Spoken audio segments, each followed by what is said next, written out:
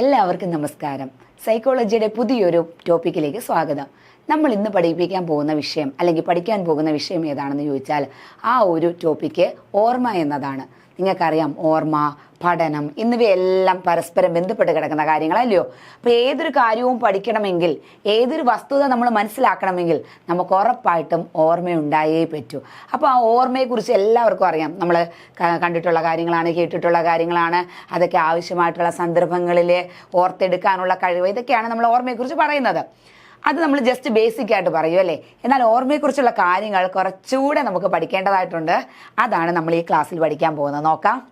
അതിനു മുമ്പ് 2-3 ചോദ്യങ്ങളിൽ അങ്ങ് തുടങ്ങാം. 2022 ചോദിച്ച ചോദ്യമാണ്: ഇന്ത്യയുടെ എല്ലാ സംസ്ഥാനങ്ങളും അവയുടെ തലസ്ഥാനങ്ങളും കൃത്യമായിട്ട് ഓർത്തെടുക്കുന്ന കുട്ടി എന്ന് പറയുമ്പോൾ വലിയ പ്രായമുള്ള ആളൊന്നുമല്ല, ഒരു 6ാം ക്ലാസ്സിലോ ഒരു 7ാം ക്ലാസ്സിലോ പഠിക്കുന്ന ഒരു കുട്ടി എന്നാണേ. 6ാം ക്ലാസ്സിൽ പഠിക്കുന്ന കുട്ടി എന്ന് തന്നെ ഇരിക്കട്ടെ. ആ 6ാം ക്ലാസ്സിൽ പഠിക്കുന്ന കുട്ടി, ആ കുട്ടിക്ക് ഏത് തരം ഓർമ്മയായിരിക്കും? അതാണ് നമ്മുടെ ക്വസ്റ്റ്യൻ നമ്പർ 1. അത് വളരെ ഇമ്പോർട്ടൻ്റ് ആയിട്ടുള്ള ചോദ്യമായിരുന്നു. അന്ന് ഒരുപാട് പേർക്ക് നെഗറ്റീവ് വന്നൊരു ക്വസ്റ്റ്യനാണ്. അതുകൊണ്ട് വളരെയധികം നമുക്ക് അതിൻ്റെ ആൻസറൊക്കെ അകത്തോട്ട് അറിയണം. നമ്മൾ ക്ലാസ് മുന്നോട്ട് പോയെങ്കിൽ മാത്രമേ അതിൻ്റെ ഉത്തരം അറിയത്തുള്ളൂ കേട്ടോ. അടുത്തത്, ഓർമ്മയുമായി ബന്ധപ്പെട്ട് നിങ്ങൾക്ക് യോജിക്കാൻ കഴിയാത്ത പ്രസ്താവന ഏത്? അപ്പോൾ ഓർമ്മയെക്കുറിച്ച് വിശദമായിട്ട് പറഞ്ഞെങ്കിൽ മാത്രമേ, അത് വളരെ ലേറ്റസ്റ്റ് ആയിട്ടുള്ളൊരു ചോദ്യമായിരുന്നു. 2016 ചോദ്യമാണ്. അപ്പോൾ അത് വളരെ ഇമ്പോർട്ടൻ്റ് ആണ്. എല്ലാവരും ഓപ്ഷൻസൊക്കെ നന്നായിട്ട് ആ സ്റ്റേറ്റ്മെൻ്റൊക്കെ ഒന്ന് വായിച്ച് വെച്ചേക്കണം. എങ്കിൽ മാത്രമേ നമുക്ക് അതിൻ്റെ ആൻസർ ചെയ്യാൻ വേണ്ടി പറ്റത്തുള്ളൂ കേട്ടോ. ഓർമ്മയുമായി ബന്ധപ്പെട്ട് യോജിക്കാൻ കഴിയാത്ത പ്രസ്താവന ഏതെന്നുള്ളത്. അടുത്ത ചോദ്യം, ഓർമ്മയുടെ അടിസ്ഥാന ഘടകങ്ങളിൽ പെടുന്നത് ഏത്? ധാരണ, അനുസ്മരണം, തിരിച്ചറിവ്, മുകളിൽ പറഞ്ഞവയല്ല. ഇതിലേതായിരിക്കും എന്നൊന്ന് ആലോചിച്ച് നോക്കണം. അത് ഈ 2020 ക്വസ്റ്റ്യൻ ആണ് കേട്ടോ. എൻ്റെ ഒരു ഓർമ്മയിൽ പ്രീ പ്രൈമറിയിൽ ചോദിച്ച ഒരു ചോദ്യമാണേ. അടുത്തത്, പുനരുപയോഗത്തിന് വേണ്ടി ആവശ്യമായ വിവരങ്ങൾ, പദങ്ങൾ, ആശയങ്ങൾ എന്നിവ ഓർത്തിരിക്കുന്നത്, അല്ലെങ്കിൽ ചില പ്രത്യേക കോഡുകളായിട്ടൊക്കെ ഓർത്തിരിക്കുന്നത്, അത് 2025 ചോദ്യമാണേ. അത് വളരെ ലേറ്റസ്റ്റ് ചോദ്യമാണ്. കേറ്റിന് ചോദിച്ചൊരു ചോദ്യവും കൂടിയാണിത്. അപ്പോൾ അതിൻ്റെ ആൻസർ ഏതാണ്? ഇതൊക്കെയാണ് നമുക്കറിയേണ്ടതായിട്ടുള്ള ചോദ്യങ്ങൾ. അടുത്തത്, പഠനവുമായി ബന്ധപ്പെട്ട പ്രസ്താവനകളിൽ ശരിയല്ലാത്തത് ഏത്? അപ്പോൾ പഠനം എന്ന ടോപ്പിക്ക് നമ്മൾ പഠിച്ചെങ്കിൽ മാത്രമേ ഇതിന് ആൻസർ ചെയ്യാൻ പറ്റത്തുള്ളൂ. 2024 ചോദ്യമാണ്. വളരെ ലേറ്റസ്റ്റ് ആയിട്ടുള്ള ചോദ്യമാണ്. 2024 ചോദ്യമാണ്. വളരെ ഇമ്പോർട്ടൻ്റ് ആയിട്ടുള്ള ചോദ്യമാണ്. എല്ലാവരും കൃത്യമായിട്ട് ഈ ക്വസ്റ്റ്യൻ്റെ ആ സ്റ്റേറ്റ്മെൻറ്റ് ഓപ്ഷൻസും വായിച്ച് വെച്ചേക്കണം. അപ്പോൾ നമുക്ക് അതിൻ്റെ ആൻസർ അറിയണ്ടേ? നമ്മുടെ ക്ലാസ് പഠിച്ചങ്ങോട്ട് പോകുമ്പോഴത്തേന് പെട്ടെന്ന് തന്നെ ആൻസർ നമുക്ക് കിട്ടും കേട്ടോ. ഓക്കെ, അടുത്ത ചോദ്യം, ഓർമ്മയുമായി ബന്ധപ്പെട്ട സമഗ്ര പഠനം നടത്തിയ JB വാട്സന്റെ ശിഷ്യനായ വിദ്യാഭ്യാസ വിദഗ്ധൻ ആര്? അവിടെ തന്നെ 2 ചോദ്യങ്ങളായിട്ട് തന്നെ സ്പ്ലിറ്റ് ചെയ്യാം. ഓർമ്മയുമായി ബന്ധപ്പെട്ട സമഗ്ര പഠനം നടത്തിയ ഒരു സൈക്കോളജിസ്റ്റിന്റെ പേര് ചോദിച്ചാൽ അവിടെ JB വാട്സൺ. JB വാട്സന്റെ ശിഷ്യനായ വിദ്യാഭ്യാസ വിദഗ്ധൻ ആരാണ് എന്നൊരു ചോദ്യമാണ് അതിനകത്തൂടെ ചോദിച്ചൊരു ചോദ്യം കേട്ടോ. അതും 2024 ചോദ്യമാണ്. കേറ്ററ്റിന്റെ ചോദ്യമാണേ. അപ്പം നമുക്ക് നോക്കാം, എന്താണ് ഓർമ്മ? എന്തായിരിക്കും ഓർമ്മ? കുറച്ച് കാര്യങ്ങൾ നമ്മുടെ മനസ്സിലുണ്ട്. നമ്മൾ ആവശ്യമായിട്ടുള്ള സമയങ്ങളിൽ അതിങ്ങനെ ഓർത്തെടുക്കുന്നു. ഇങ്ങനെയല്ലേ നമുക്ക് ഓർമ്മയെക്കുറിച്ച് അറിയാവുന്നത്? നാം നമ്മുടെ ചുറ്റുപാടുകളോട് പ്രതികരിക്കുമ്പോഴോ ഇടകലരുമ്പോഴോ നമ്മൾ ഇൻട്രാക്ട് ചെയ്യുമ്പോഴോ അവയിൽ നിന്ന് ലഭിക്കുന്ന അനുഭവങ്ങളെ എന്ത് ചെയ്യുന്നുണ്ട്? ശേഖരിച്ചു വെക്കുന്നു. ശരിയല്ലേ? ആവശ്യമായിട്ടുള്ള വസ്തുതകളെ ശേഖരിച്ചു വെക്കുന്നു. ചിലപ്പോൾ നമ്മുടെ അനുഭവങ്ങളാകാം, നമ്മളൊരു സമൂഹമായി ഇടപഴകുമ്പോൾ നമുക്ക് ലഭിക്കുന്ന വിവരങ്ങളാകാം, എന്തുമായിക്കൊള്ളട്ടെ. അത് നമ്മൾ കൃത്യമായിട്ട്, വളരെ കൃത്യതയോടെ, അടുക്കും ചിട്ടയുമായിട്ട് അത് ശേഖരിച്ചു വെക്കാനും ഏതെങ്കിലും ഒരു അവസരത്തിൽ അതിനെ പുനഃസ്മരണം നടത്തണം. അങ്ങനെ വരുമ്പോഴാണ് അത് ഓർമ്മയെന്ന് പറയുന്നത്. ഇല്ലെങ്കിൽ അതെന്തായി മാറും? മറവി എന്ന് പറയുന്നത്. പറഞ്ഞത് മനസ്സിലായോ? നമ്മുടെ ഏതെങ്കിലും ഒരു അവസരത്തിൽ അതിനെ പുനഃസൃഷ്ടിക്കാനുമുള്ള ഒരു കഴിവാണ്. ഇപ്പം എന്നോട് ചോദിക്കുക, 5ാം ക്ലാസ്സിൽ നിനക്ക് എന്തോ ഒരു ഫെസ്റ്റിവലിന് അല്ലെങ്കിൽ എന്തൊരു ഫെസ്റ്റിവലിന് എന്തെങ്കിലും ഒരു അപകടം നടന്നായിരുന്നല്ലോ, അതിനെക്കുറിച്ച് നിനക്ക് എന്തെങ്കിലും ഓർമ്മയുണ്ടോ എന്ന് ചോദിക്കുമ്പോൾ ആ സംഭവം എനിക്ക് കൃത്യമായിട്ട് ഓർമ്മ വേണം. അത് നാളെ വ്യക്തതയോടെ മറ്റുള്ളവർക്ക് പറഞ്ഞു കൊടുക്കാനൊരു കഴിവ് വേണം. അല്ലെങ്കിൽ അത് എനിക്ക് തന്നെ ഓർത്തെടുത്ത് അതിങ്ങനെയൊക്കെയാണല്ലോ എന്ന് അടുക്കും ചിട്ടയോടെ, വ്യക്തതയോടെ, കൃത്യതയോടെ ഓർത്തെടിച്ച് വെക്കാനുള്ള, അല്ലെങ്കിൽ ഓർമ്മയിൽ നിന്ന് ചികഞ്ഞെടുക്കാനുള്ള ആ ഒരു കഴിവിനെ വിളിക്കുന്ന പേരാണ് ഓർമ്മ എന്ന് പറയുന്നത്. നാം നമ്മുടെ ചുറ്റുപാടുകളോട് പ്രതികരിക്കുമ്പോഴോ ഇടകലരുമ്പോഴോ അവയിൽ നിന്ന് ലഭിക്കുന്ന അനുഭവങ്ങളെ ശരിയായ രീതിയിൽ ശേഖരിച്ചു വെക്കാനും ആവശ്യമുള്ളപ്പോൾ അവയെ പുറത്തേക്ക് കൊണ്ടുവരാനുമുള്ള ഒരു മനസ്സിന്റെ കഴിവ്, അല്ലെങ്കിൽ ഒരു വ്യക്തിയുടെ കഴിവിനെയാണ് എന്തെന്ന് വിളിക്കുന്നത്? ഓർമ്മ എന്ന് വിളിക്കുന്നത്. ഓക്കെ, എല്ലാവർക്കും ക്ലിയർ ആയല്ലോ? ഓർമ്മ പ്രധാനമായിട്ടും എത്ര തരം ഉണ്ടെന്ന് അറിയാമോ? പ്രധാനമായിട്ടും 3 തരത്തിൽ ഓർമ്മയുള്ളത്. ഏതൊക്കെയാണെന്നറിയാമോ? 1 ഇന്ദ്രിയ സ്മരണ, 2 ഹ്രസ്വകാല സ്മരണ, 3 ദീർഘകാല സ്മരണ. ഇന്ദ്രിയ സ്മരണ എന്ന് വെച്ചാൽ സെൻസറി മെമ്മറി എന്ന് പറയും. സംവേദന സ്മരണ എന്നും വേറൊരു പേരുണ്ട്. ഇന്ദ്രിയ സ്മരണ, സെൻസറി മെമ്മറി, സംവേദന സ്മരണ. ആ പേരിൽ തന്നെ ഉണ്ട്. എന്താ? നമ്മുടെ ഇന്ദ്രിയങ്ങളിലൂടെ മൂക്ക്, വായ, ത്വക്ക്, ചെവി, അങ്ങനെയുള്ള നമ്മുടെ ഇന്ദ്രിയങ്ങളിലൂടെ നാം നേടുന്ന അറിവുകൾ വളരെ കുറഞ്ഞ സമയത്തേക്ക് വേണ്ടി മാത്രം ഓർമ്മയിൽ സൂക്ഷിക്കുന്നു. അതിനെ വിളിക്കുന്ന പേരാണ് ഇന്ദ്രിയ സ്മരണ. വളരെ കുറച്ച്, ഒന്നോ രണ്ടോ മിനിറ്റിലേക്കായിരിക്കും, അല്ലെങ്കിൽ ഇത്ര സെക്കൻഡിലേക്കായിരിക്കും, അല്ലെങ്കിൽ 2, 3, 4, 5 മിനിറ്റിലേക്കുള്ളിൽ മാത്രം നമ്മുടെ ഓർമ്മയിൽ ചില കാര്യങ്ങൾ സൂക്ഷിക്കുന്നു. അതിനെ വിളിക്കുന്ന പേരാണ് ഇന്ദ്രിയ സ്മരണ. ഒരു എക്സാമ്പിൾ ഞാൻ പറയട്ടെ. നമ്മുടെ മൊബൈലിൽ വരുന്ന OTP, നമ്മൾ ഓരോന്നൊക്കെ ബുക്ക് ചെയ്യുന്ന സമയത്ത് OTP വരത്തില്ലേ? ആ OTP രാവിലെ തൊട്ട് വൈകുന്നേരം വരെ നമ്മുടെ മനസ്സിൽ വേണോ? അല്ലെങ്കിൽ 2 ദിവസം കഴിഞ്ഞ് വേണോ? ഒരിക്കലും വേണ്ട കാര്യമില്ല. OTP വന്നു, നമ്മൾ ജസ്റ്റ് അതൊന്ന് നോക്കി, 1 സെക്കൻഡ് സമയത്തേക്ക് വേണ്ടി മാത്രം അത് ഓർത്തിരുന്നു, കഴിഞ്ഞു. നമ്മുടെ പ്രോസസ്സ് കഴിഞ്ഞു, അത് മറന്നുപോയി. വളരെ കുറഞ്ഞ സമയത്തേക്ക്, വളരെ സെക്കൻഡുകൾ മാത്രം ആവശ്യമായിട്ടുള്ള ഓർമ്മയെ വിളിക്കുന്ന പേരാണ് ഇന്ദ്രിയ സ്മരണ.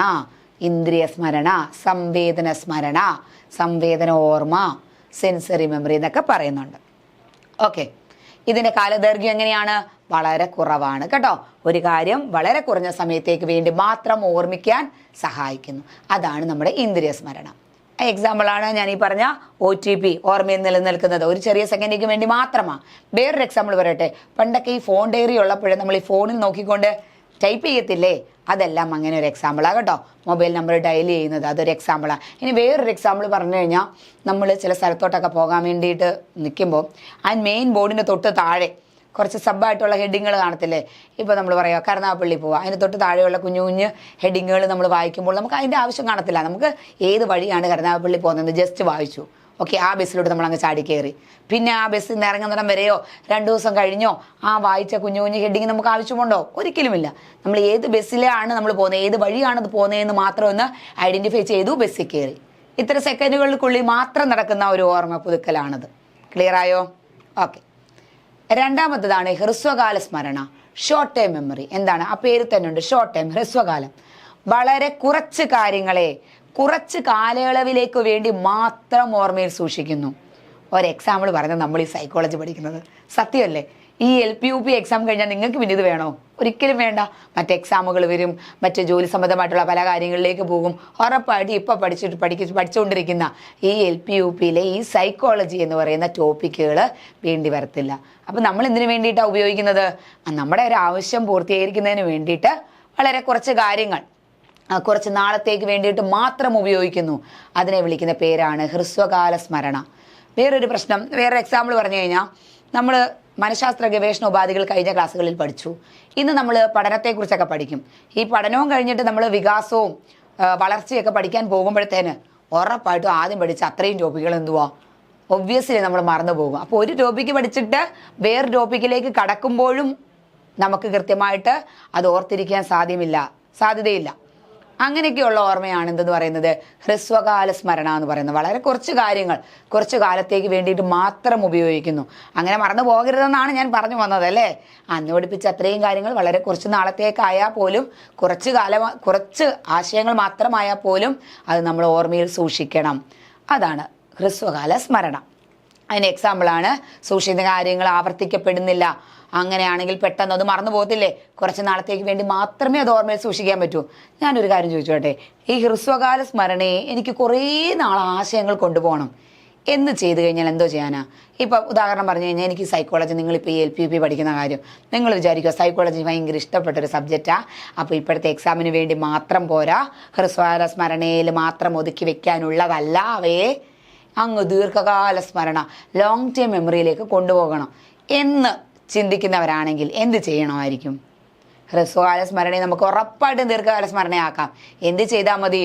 നമ്മൾ പ്രാക്ടീസ് ചെയ്താൽ മതി, പരിശീലനം നടത്തിയാൽ മതി, പഠിച്ച കാര്യങ്ങളെ വീണ്ടും വീണ്ടും പൊടി തട്ടിയെടുത്താൽ മതി.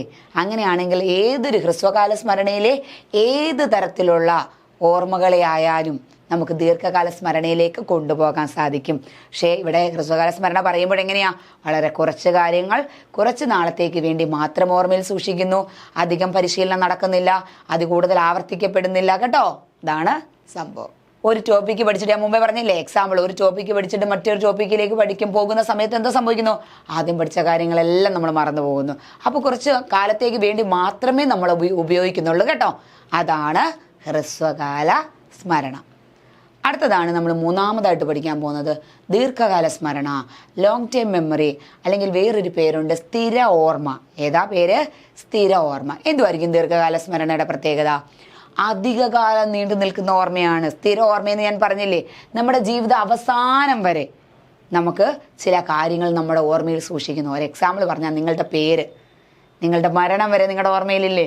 നമ്മുടെ മക്കളുടെ പേര്, നമ്മുടെ സ്ഥലം എവിടെയാണെന്നും.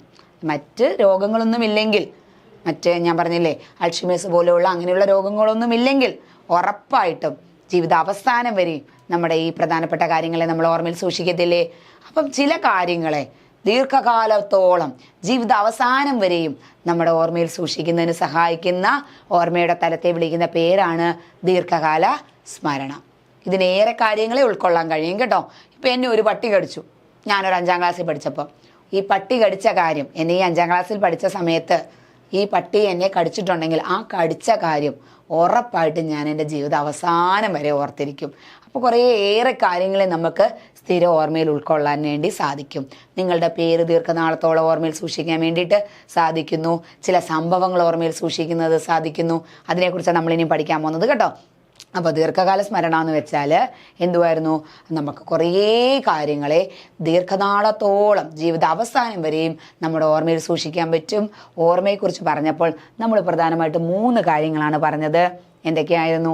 സംവേദന സ്മരണ, ഇന്ദ്രിയ സ്മരണ. എന്തുവായിരുന്നു ഇന്ദ്രിയ സ്മരണ എന്ന് പറയുന്നത്? വളരെ കുറച്ച് സെക്കൻഡുകൾക്ക് വേണ്ടി മാത്രം ചില കാര്യങ്ങൾ നമ്മളുടെ ഓർമ്മയിൽ സൂക്ഷിക്കുന്നു.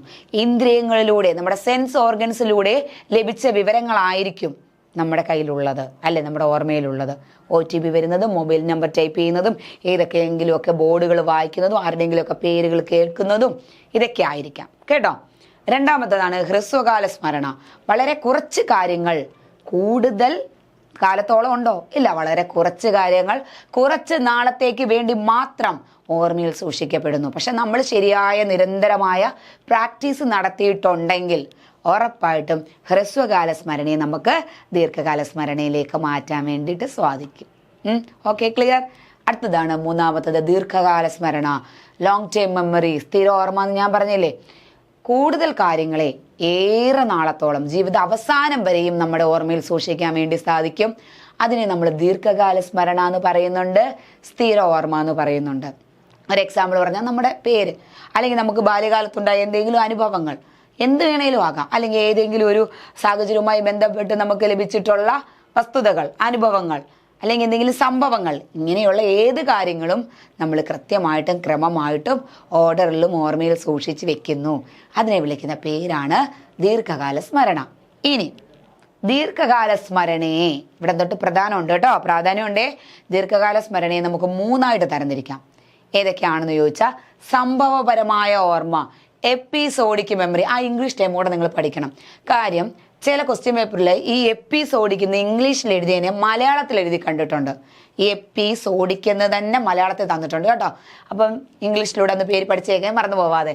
സംഭവപരമായ ഓർമ്മ, അതിനെ എപ്പിസോഡിക് മെമ്മറി എന്ന് പറയുന്നു. അതെന്തായിരിക്കും? 3 എണ്ണം ഉണ്ടല്ലേ. ആദ്യത്തെ ഏതായിരുന്നു? സംഭവപരമായ ഓർമ്മ. ഒരാളുടെ ജീവിതത്തിലെ അനുഭവങ്ങളുമായി ബന്ധപ്പെട്ട കാര്യങ്ങളെ ദീർഘകാലത്തോളം ഓർമ്മയിൽ സൂക്ഷിക്കാനും അത് മറ്റുള്ളവരുടെ മുന്നിൽ പ്രസന്റ് ചെയ്യാനും അല്ലെങ്കിൽ പുനഃസൃഷ്ടിക്കാനുമുള്ള കഴിവ്. ഞാൻ പറഞ്ഞില്ലേ, എന്നെ ഒന്ന് പട്ടി കടിച്ചെന്ന്.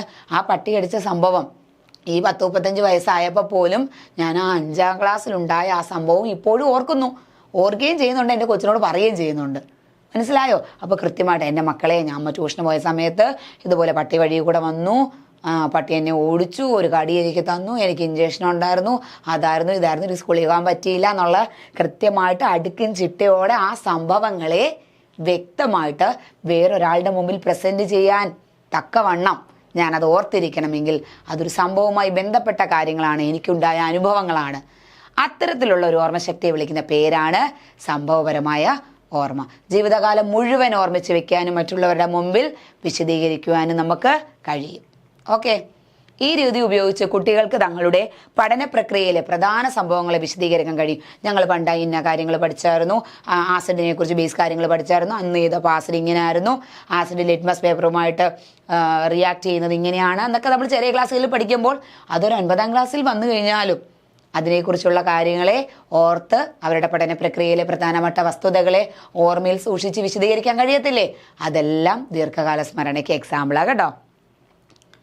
അടുത്തത് രണ്ടാമത്തെ ഓർമ്മ. അപ്പം നമ്മൾ സംഭവപരമായ ഓർമ്മ എന്ന് പറയുന്നത് ഒരു സംഭവവുമായി ബന്ധപ്പെട്ട കാര്യങ്ങളെ കൃത്യതയോടെ വ്യക്തതയോടെ നമ്മുടെ ഓർമ്മയിൽ സൂക്ഷിച്ച് അത് പുനഃസൃഷ്ടിക്കാനുള്ള കഴിവിനെ വിളിക്കുന്ന പേരാണ് എന്ത്? നമ്മുടെ സംഭവപരമായ ഓർമ്മ അല്ലെങ്കിൽ എപ്പിസോഡിക് മെമ്മറി. രണ്ടാമത്തതാണ് അർത്ഥപരമായ ഓർമ്മ, സെമാൻറ്റിക് മെമ്മറി എന്ന് പറയും. അർത്ഥപരമായ ഓർമ്മ എന്തുവായിരിക്കും ഈ അർത്ഥപരമായ ഓർമ്മ എന്ന് പറയുന്നത്? ഞാനൊരു എക്സാമ്പിൾ പറയട്ടെ. നമ്മൾ പല കാര്യങ്ങളും പഠിക്കുന്നവരാ. ചിലർ കോഡുകൾ ഇട്ട് പഠിക്കും. എക്സാമ്പിൾ പറഞ്ഞു കഴിഞ്ഞാൽ നമ്മുടെ കെമിസ്ട്രിക്കകത്ത് പീരിയോഡിക് ടേബിളിലെ 1ാം ഗ്രൂപ്പ് മൂലകങ്ങൾ lithium, sodium, potassium, rubidium, caesium ഒക്കെ ഇല്ലേ? അപ്പോൾ ചിലർ ഇത് പഠിക്കാനുള്ളൊരു ബുദ്ധിമുട്ട് കാരണം അതിനിങ്ങനെ കോഡിടും. ലിഥി സോഡ പൊട്ടിച്ച് റൂബിയെയും സൂസിയെയും കൂട്ടി ഫ്രാൻസിൽ പോയി. Lithium, sodium, potassium, rubidium order പഠിച്ച് കിട്ടിയില്ലേ? അപ്പോൾ ചില പ്രത്യേക ആശയങ്ങളെ ചില കോഡുകളായോ അല്ലെങ്കിൽ ചില മറ്റ് ആശയങ്ങളുമായി ബന്ധിപ്പിച്ചോ പറയും. ഒരു എക്സാമ്പിൾ പറഞ്ഞു കഴിഞ്ഞാൽ, ഞാൻ ഹസ്ബൻഡിൻ്റെ കൂടെ കുറച്ചല്ല ഒരു 3 വർഷം ഗുജറാത്തിലായിരുന്നു. ഗുജറാത്തിൽ ഗാന്ധിനഗർ എന്ന് പറഞ്ഞ സ്ഥലത്തായിരുന്നു. ഹസ്ബൻഡ് പട്ടാളക്കാരൻ. അപ്പം അവിടെയായിരുന്നു. അപ്പം ഞങ്ങൾ എപ്പോഴും ഗാന്ധിനഗറുമായിട്ട് ബന്ധപ്പെട്ട എന്തൊരു കാര്യങ്ങളും നമുക്ക് PSCക്കകത്തോ മറ്റെവിടെയെങ്കിലും പഠിക്കാനുണ്ടെങ്കിൽ ഞങ്ങൾ അന്ന് അവിടെ ആയിരുന്നല്ലോ, 3 വർഷം അതുവഴിയൊക്കെ അടിച്ചു പൊളിച്ച് നടന്നല്ലോ എന്നൊക്കെ ഞങ്ങൾ ആശയവുമായിട്ട് ബന്ധിപ്പിച്ച് ഓർത്ത് വയ്ക്കും. അല്ലെങ്കിൽ നമ്മൾ നമ്മുടെ ബർത്ത്ഡേയുമായിട്ട് ബന്ധപ്പെട്ട് അല്ലെങ്കിൽ നമ്മുടെ വെഡിങ് ആനിവേഴ്സറിയുമായിട്ട് ബന്ധപ്പെട്ട ചില സംഭവങ്ങളുമായിട്ടോ ചില ആശയങ്ങളുമായിട്ടോ ഒക്കെ പരസ്പരം ബന്ധിപ്പിച്ച് ചില കാര്യങ്ങൾ ഓർത്ത് വെക്കത്തില്ലേ? അല്ലെങ്കിൽ എന്തെങ്കിലും ആയിക്കോട്ടെ, നമ്മൾ പറയത്തില്ലേ ഒരു കാര്യത്തിനെ വേറൊരു കാര്യത്തോട് ചേർത്ത് നമ്മൾ ഓർത്ത് വെക്കാൻ വേണ്ടിയിട്ട് ചില കോഡുകൾ ഉപയോഗിക്കും. കോഡുകൾ മാത്രമല്ല, ചില ആശയങ്ങളെ മറ്റ് ആശയങ്ങളുമായിട്ട് കണക്ട് ചെയ്ത് പഠിക്കും. അല്ലെങ്കിൽ മറ്റ് സബ്ജക്റ്റുമായിട്ടും കണക്ട് ചെയ്ത് വേണമെങ്കിലും പഠിക്കാം. അപ്പം അത്തരത്തിൽ ഓർമ്മയിൽ സൂക്ഷിക്കുന്നതിനെ വിളിക്കുന്ന പേരാണ് അർത്ഥപരമായ ഓർമ്മ. അതായത് നമ്മുടെ ആശയങ്ങളെ കാലങ്ങളോളം ഓർത്ത് വെക്കാനായി ചില വാക്കുകൾ കോഡുകളായിട്ടൊക്കെ ഉപയോഗിക്കാം. ചില ആശയങ്ങളെ നമ്മൾ കോഡുകളുടെ രൂപത്തിൽ മാറ്റിയെടുക്കാം. അല്ലെങ്കിൽ ചില ആശയങ്ങളെ മറ്റുള്ള ആശയങ്ങളുമായി ബന്ധപ്പെടുത്തി ഓർമ്മയിൽ സൂക്ഷിക്കാം. ഇത്തരത്തിൽ നമുക്ക് മറവി വളരെയധികം ഇല്ലാതാക്കാം കേട്ടോ. അതൊരു എക്സാമ്പിൾ. അത് അർത്ഥപരമായ ഓർമ്മ വളരെ വളരെ വളരെ ഇമ്പോർട്ടൻ്റ് ആയിട്ടുള്ള ഒരെണ്ണമാണ്. നന്നായിട്ട് നിങ്ങളൊന്ന് ജസ്റ്റ് വായിച്ച് മനസ്സിലാക്കി വെച്ചേക്കണം. ഏത് രീതിയിലാണ് ക്വസ്റ്റ്യൻ വരുന്നതെന്ന് പറയാൻ പറ്റില്ല.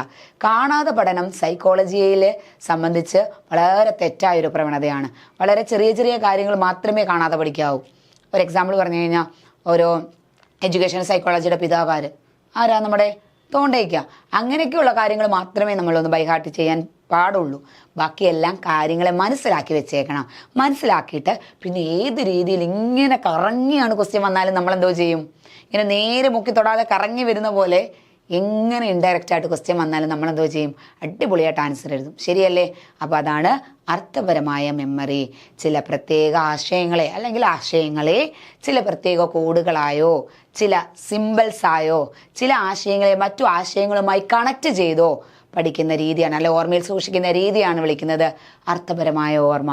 അടുത്തതാണ് പ്രക്രിയപരമായ ഓർമ്മ. എന്തുമായിരിക്കും പ്രക്രിയ? പേരിൽ തന്നെ ഉണ്ട്, പ്രൊസീജറൽ മെമ്മറി. വിവിധ പ്രവർത്തനങ്ങളിലൂടെ കാര്യങ്ങൾ ചെയ്തു പഠിക്കുന്നതിലൂടെ നമ്മുടെ ആശയങ്ങളെ കാലങ്ങളോളം നമ്മുടെ ഓർമ്മയിൽ സൂക്ഷിക്കുന്നു. ഇപ്പം എന്നോട് എൻ്റെ അമ്മ പറയുക, ഞാൻ ആദ്യമായിട്ട് പാചകം ചെയ്യാൻ തുടങ്ങിയ സമയത്ത് അമ്മ പറഞ്ഞു ചായ ഇടുന്ന അങ്ങനെ ഇങ്ങനെ എന്നൊക്കെ പറഞ്ഞു. ഓക്കെ, ഞാൻ അത് എത്ര നാളത്തോളം ഓർമ്മയിൽ സൂക്ഷിക്കും? ഉറപ്പായിട്ട് ഞാനത് മറന്നു പോകും. അല്ലെങ്കിൽ ഇന്ന കാര്യം വെക്കുന്നത് ഇങ്ങനെ രീതിയിലാണ് എന്ന് പറയുന്ന കാര്യം ഉറപ്പായിട്ട് ഞാൻ മറന്നു പോകും. അതേസമയം ഞാനതൊന്ന് ചെയ്തു നോക്ക്, ഓർത്തിരിക്കത്തില്ലേ?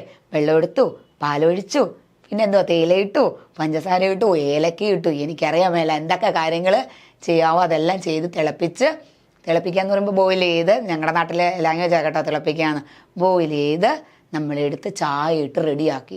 ഇനി നമ്മളത് മറക്കുമോ? കാര്യം നമ്മൾ തന്നെ നമ്മുടെ കൈ കൊണ്ട് ചെയ്തത്.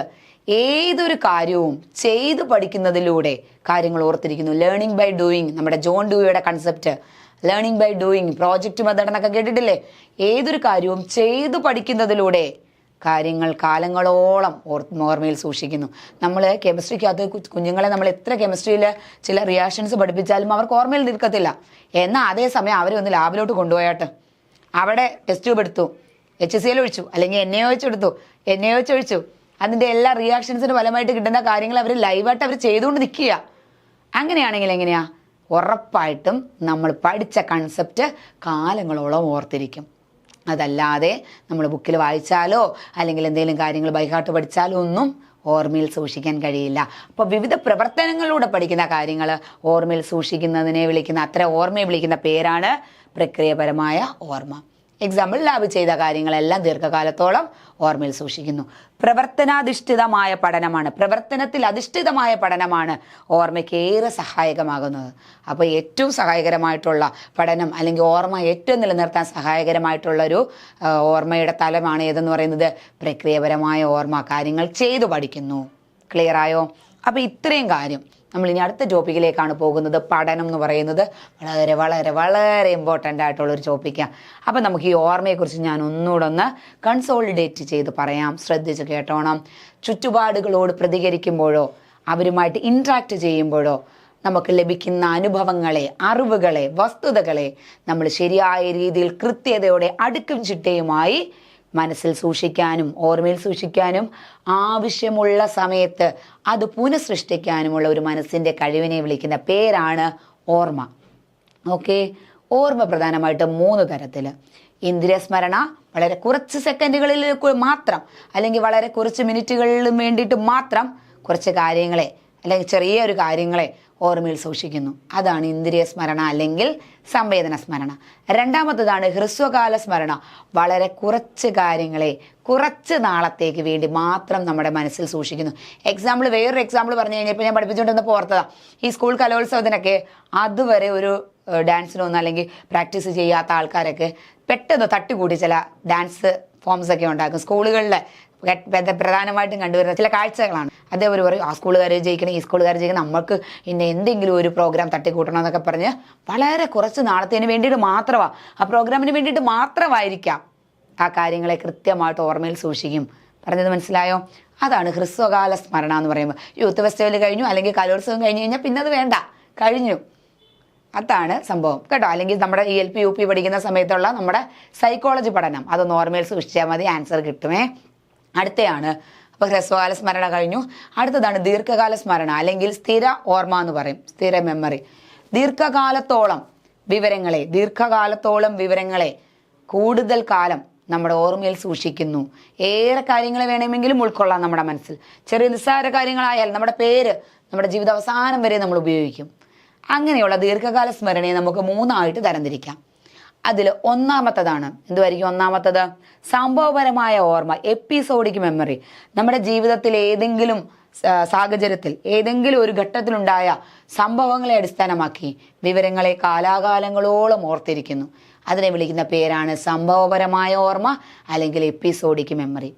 രണ്ടാമത്തതാണ് പ്രക്രിയപരമായ ഓർമ്മ, പ്രൊസീജറൽ മെമ്മറി. നമ്മൾ ചെയ്ത് പഠിക്കുന്നതിലൂടെ, ഏതൊരു വസ്തുതകളും നമ്മുടെ കൈ കൊണ്ട് കൈകാര്യം ചെയ്ത് പഠിക്കുന്നതിലൂടെ ഏറെ കാര്യങ്ങളെ ബൾക്കായിട്ട് അല്ലെങ്കിൽ വളരെ അർത്ഥവത്തായ രീതിയിൽ നമ്മുടെ മനസ്സിലേക്ക് ആ വിവരങ്ങളെല്ലാം ഓർമ്മയിൽ സൂക്ഷിക്കാൻ സഹായിക്കുന്നു.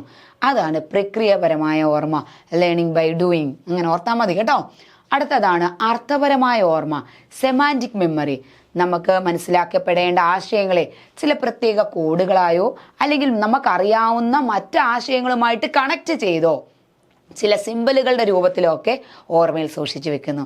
അതിനെ വിളിക്കുന്ന പേരാണ് സെമാൻറ്റിക് മെമ്മറി, അർത്ഥപരമായ ഓർമ്മ. ക്ലിയർ ആയോ? ഓക്കെ, ഇനി നമ്മൾ പഠിക്കാൻ പോകുന്ന അടുത്ത ടോപ്പിക്കാണ് പഠനം. ഈ പഠനവും ഓർമ്മയുമായിട്ട് ബന്ധപ്പെട്ട ക്വസ്റ്റ്യൻസ് എല്ലാം ആണ് നമ്മൾ ആദ്യം പരിചയപ്പെട്ടത്. അതിൽ തന്നെ ലാസ്റ്റിലും ഉണ്ട്. വളരെ ഇമ്പോർട്ടൻ്റ് ടോപ്പിക്കാണ് പഠനം കേട്ടോ. അപ്പോൾ എന്തായിരിക്കും പഠനം? ഈ എഴുത്തും കുത്തും വായനയാണോ ഈ പഠനം എന്ന് പറയുന്നത്? എല്ലാവരും പറയും പഠിക്കുക. അതാണോ പഠനം? സ്കൂളിൽ പോയിരുന്ന് മാത്രം പഠിക്കുന്നതാണോ പഠനം? അങ്ങനെയൊന്നും അല്ല.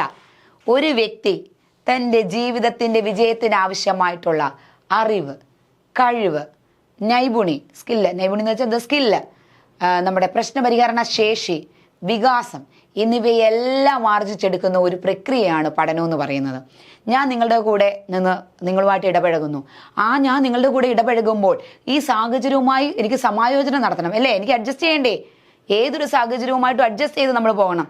അപ്പോൾ അതിനുള്ള ഒരു കഴിവ്, ആ കഴിവിനെ നമുക്ക് പഠനമെന്ന് പറയാം. എനിക്കൊരു പ്രശ്നം പരിഹരിക്കാനുള്ള ശേഷി, അതിനെ പഠനമെന്ന് പറയാം.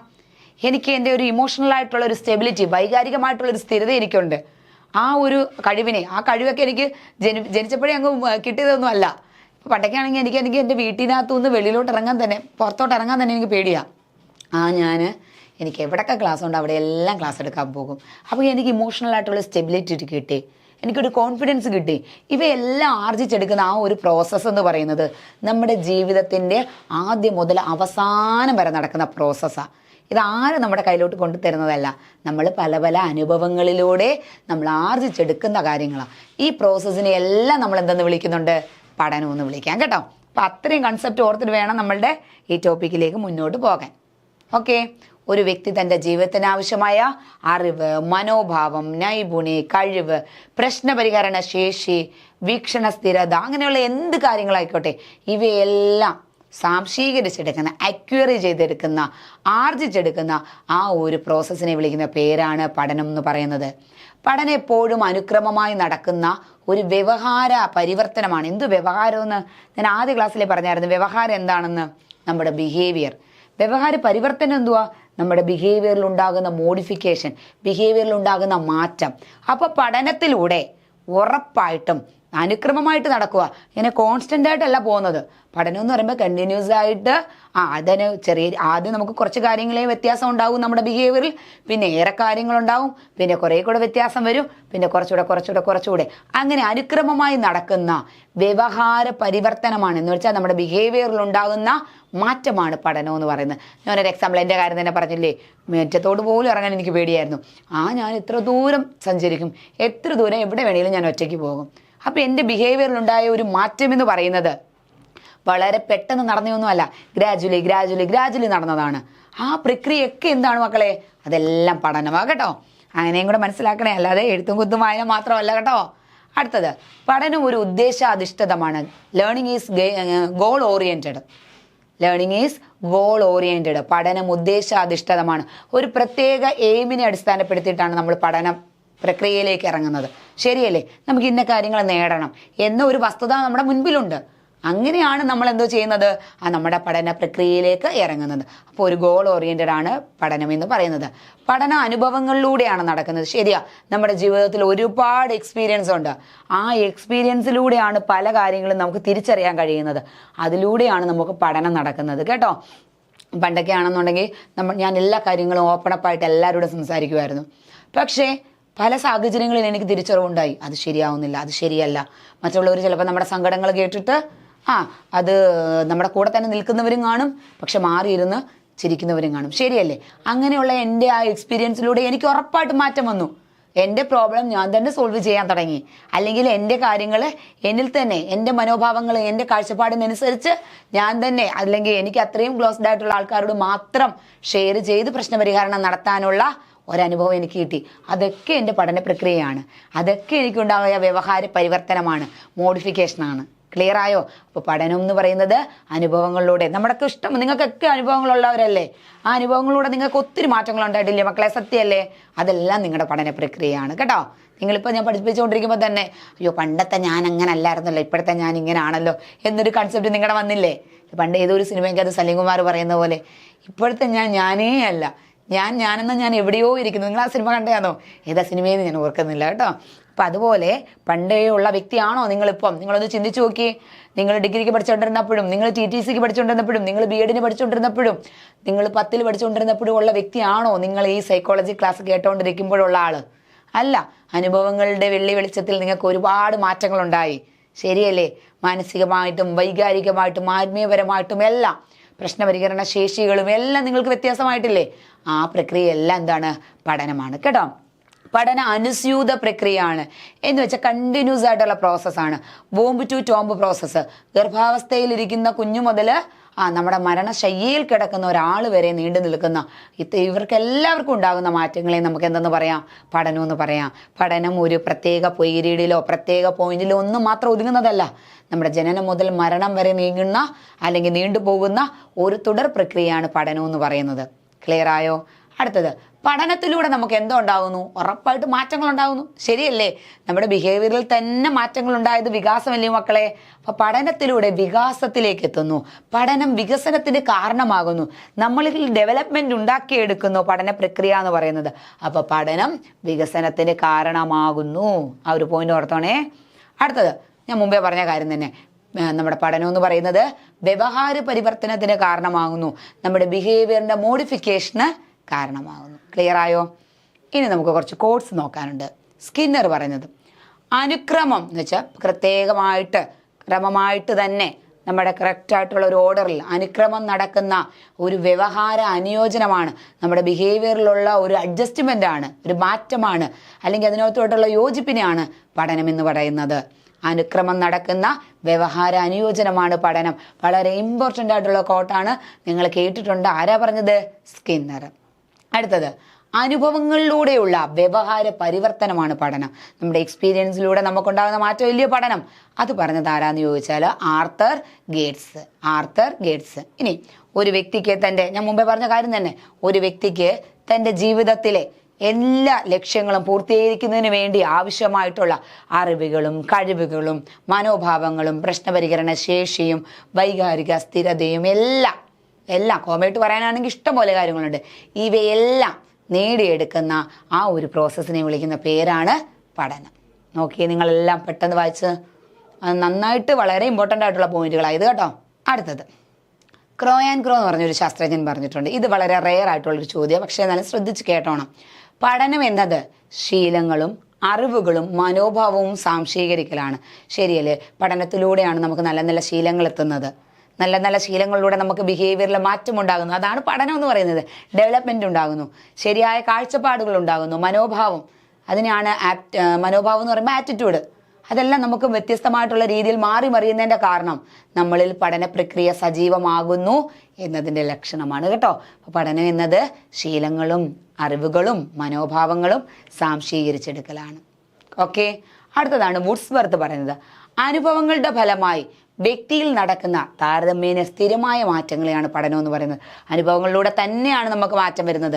ആ സ്ഥിരമായ മാറ്റങ്ങൾ, ആ നല്ല രീതിയിലുള്ള സ്ഥിരമായ മാറ്റങ്ങളെയാണ് പഠനം എന്ന് പറയുന്നത്. ആരാത് പറഞ്ഞത്? വുഡ്സ്വർത്ത്. ഇനിയാണ് പഠനത്തെ സ്വാധീനിക്കുന്ന ഘടകങ്ങളുണ്ട്. അപ്പോൾ ഇത്രയും ഞാനൊന്ന് പറയട്ടെ. പഠനത്തെ സ്വാധീനിക്കുന്ന ഘടകങ്ങൾ. അതിനു മുമ്പ് പഠനം എന്താണെന്ന് ഒന്നുകൂടെ പറയാം. ഒരു വ്യക്തിയുടെ ജീവിത വിജയത്തിന് ആവശ്യമായ അറിവ്, കഴിവ്, നൈപുണി, മനോഭാവം എന്നിവയെല്ലാം സാംശീകരിച്ചെടുക്കുന്ന, അക്വയർ ചെയ്തെടുക്കുന്ന ആ പ്രോസസ്സാണ് പഠനം എന്ന് പറയുന്നത്. ശരിയല്ലേ? പഠനത്തിൻ്റെ സവിശേഷതകൾ. പഠനം അനുക്രമമായി നടക്കുന്ന വ്യവഹാര പരിവർത്തനമാണ്. പഠനത്തിനൊരു ഉദ്ദേശമുണ്ട്. ശരിയല്ലേ? പഠനത്തിലൂടെ വികാസം ഉണ്ടാകുന്നു. പഠനം സമായോജനമാണ്. എന്ന് വെച്ചാൽ എന്താണ്?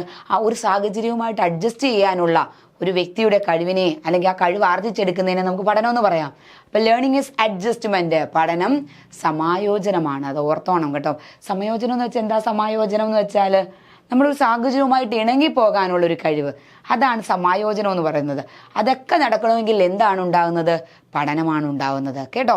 ഞാനിപ്പം നിങ്ങളുമായിട്ട് ഇടപഴകുന്ന ഈ സാഹചര്യവുമായിട്ട് അഡ്ജസ്റ്റഡ് ആണ്. അപ്പം എനിക്ക് എന്തുണ്ടായി? എന്നിൽ പഠനമുണ്ടായി. ക്ലിയർ ആയോ? പഠനം അനുസ്യൂത പ്രക്രിയയാണ്. ജനനം മുതൽ മരണം വരെ എന്ത് നടക്കുന്നുണ്ട്? പഠനം നടക്കുന്നുണ്ട്. സ്കിന്നർ പറഞ്ഞ കോട്ട് വളരെ ഇമ്പോർട്ടൻ്റ് ആണ്. അനുക്രമമായി നടക്കുന്ന വ്യവഹാര അനുയോജനമാണ് പഠനം. അങ്ങനെയാണെങ്കിൽ ആർത്തർ ഗിറ്റ്സ് എന്തുവാന്ന് പറഞ്ഞേ? അനുഭവങ്ങളിലൂടെ ഉണ്ടാകുന്ന വ്യവഹാര മാറ്റമാണ് പഠനം. ക്ലിയർ ആയോ? അടുത്തതാണ് നമ്മൾ പഠിക്കാൻ പോകുന്നത് പഠനത്തെ സ്വാധീനിക്കുന്ന ഘടകങ്ങൾ. പ്രധാനമായിട്ടും പഠനത്തെ സ്വാധീനിക്കുന്ന ഒന്നാമത്തെ ഘടകമാണ് വൈയക്തിക ചരം. മൂന്നായിട്ടാണ് അതിനെ തിരിക്കുന്നത്. അതിൽ ഒന്നാമത്തത് വൈയക്തിക ചരം. എന്തോ വൈയക്തിക ചരം എന്ന് വെച്ചാൽ 3 കാര്യങ്ങളുണ്ട്. ഒന്നാമത്തത് വൈയക്തിക ചരം, രണ്ടാമത്തത് പാഠ്യചരം. വൈയക്തിക ചരം എന്ന് വെച്ചാൽ ഇൻഡിവിജ്വൽ വേരിയബിൾ. രണ്ടാമത്തത് പാഠ്യചരം, ടാസ്ക് വേരിയബിൾ. മൂന്നാമത്തത് പഠനതന്ത്രചരം, മെത്തേഡ് വേരിയബിൾ. അങ്ങനെ പഠനത്തെ സ്വാധീനിക്കുന്ന ഏത് പഠനമായിക്കോട്ടെ അതിനെ സ്വാധീനിക്കുന്ന പ്രധാനപ്പെട്ട 3 ഘടകങ്ങളാണ്. ഒന്ന് വൈയക്തിക ചരം, ഇൻഡിവിജ്വൽ വേരിയബിൾ. 2 പാഠ്യചരം, ടാസ്ക് വേരിയബിൾ. മൂന്നാമത്തത് പഠനതന്ത്രചരം, മെത്തേഡ് വേരിയബിൾ. എന്താണ് ഈ വൈയക്തിക ചരം എന്ന് വെച്ചാൽ? ഒന്നുമില്ല, എളുപ്പമാ. ഒരു വ്യക്തിയെ സംബന്ധിക്കുന്ന ഘടകങ്ങൾ എങ്ങനെ പഠനത്തെ സ്വാധീനിക്കുന്നു? നിങ്ങളൊന്ന് ചിന്തിച്ചു നോക്കിയേ. ഒരു വ്യക്തിയുടെ എന്തൊക്കെ ഘടകങ്ങളാകാം ആ വ്യക്തിയെ പഠന പ്രക്രിയയിലേക്ക് നല്ല രീതിയിൽ കൊണ്ടുപോകുന്നത്? പഠന സന്നദ്ധത ഉണ്ടാവണ്ടേ? ഉറപ്പായിട്ടും ഉണ്ടാവണ്ടേ? നിങ്ങളൊന്ന് ആലോചിച്ച് നോക്കിയേ. ഇൻഡിവിജ്വൽ വേരിയബിൾ എന്ന് പറയുമ്പോൾ ഒരു വ്യക്തിയെ സംബന്ധിക്കുന്ന ഘടകങ്ങളാണ്. അവരെ എങ്ങനെ പഠനത്തെ സ്വാധീനിക്കുന്നു? നമുക്ക് എന്തൊക്കെ വേണം? പരിപക്വനം വേണം. പരിപക്വനം എന്ന് വെച്ചാൽ മെച്യൂരിറ്റി ഉണ്ടായിരിക്കണം. നമുക്ക് ഇന്ന കാര്യങ്ങളെ ആ രീതിയിൽ, ആ കാഴ്ചപ്പാടിലൂടെ മനസ്സിലാക്കാനുള്ള ഒരു കഴിവ് നമുക്ക് വേണം. അതിനെ പരിപക്വനം എന്ന് പറയുന്നത്. പിന്നെ നമുക്ക് എന്താ വേണ്ടത്? പഠന സന്നദ്ധത വേണം, ബുദ്ധി വേണം, ഓർമ്മ വേണം, ശാരീരികപരമായിട്ടുള്ള ഘടകങ്ങൾ. ഇതെല്ലാം നമ്മുടെ കയ്യിൽ എന്തായാലും അത് ഉറപ്പായിട്ടും ഉണ്ടാകേണ്ടതാണ്. അപ്പം ഞാൻ ചോദിച്ചോട്ടെ, കായിക വൈകല്യം ഉറപ്പായിട്ടും ഒരാളെ പഠനത്തെ സ്വാധീനിക്കുന്ന ഒരു ഘടകമാണ്. അപ്പം പഠന പുരോഗതി എന്തുമായിരിക്കും? കുറച്ച് സ്ലോ ആയിരിക്കാം കേട്ടോ. അതുപോലെ പഠന വൈകല്യങ്ങൾ, അതായത് നിങ്ങൾ ഡിസ്ലെക്സിയ, ഡിസ്ഗ്രാഫിയ ഒക്കെ പറഞ്ഞിട്ടില്ലയോ?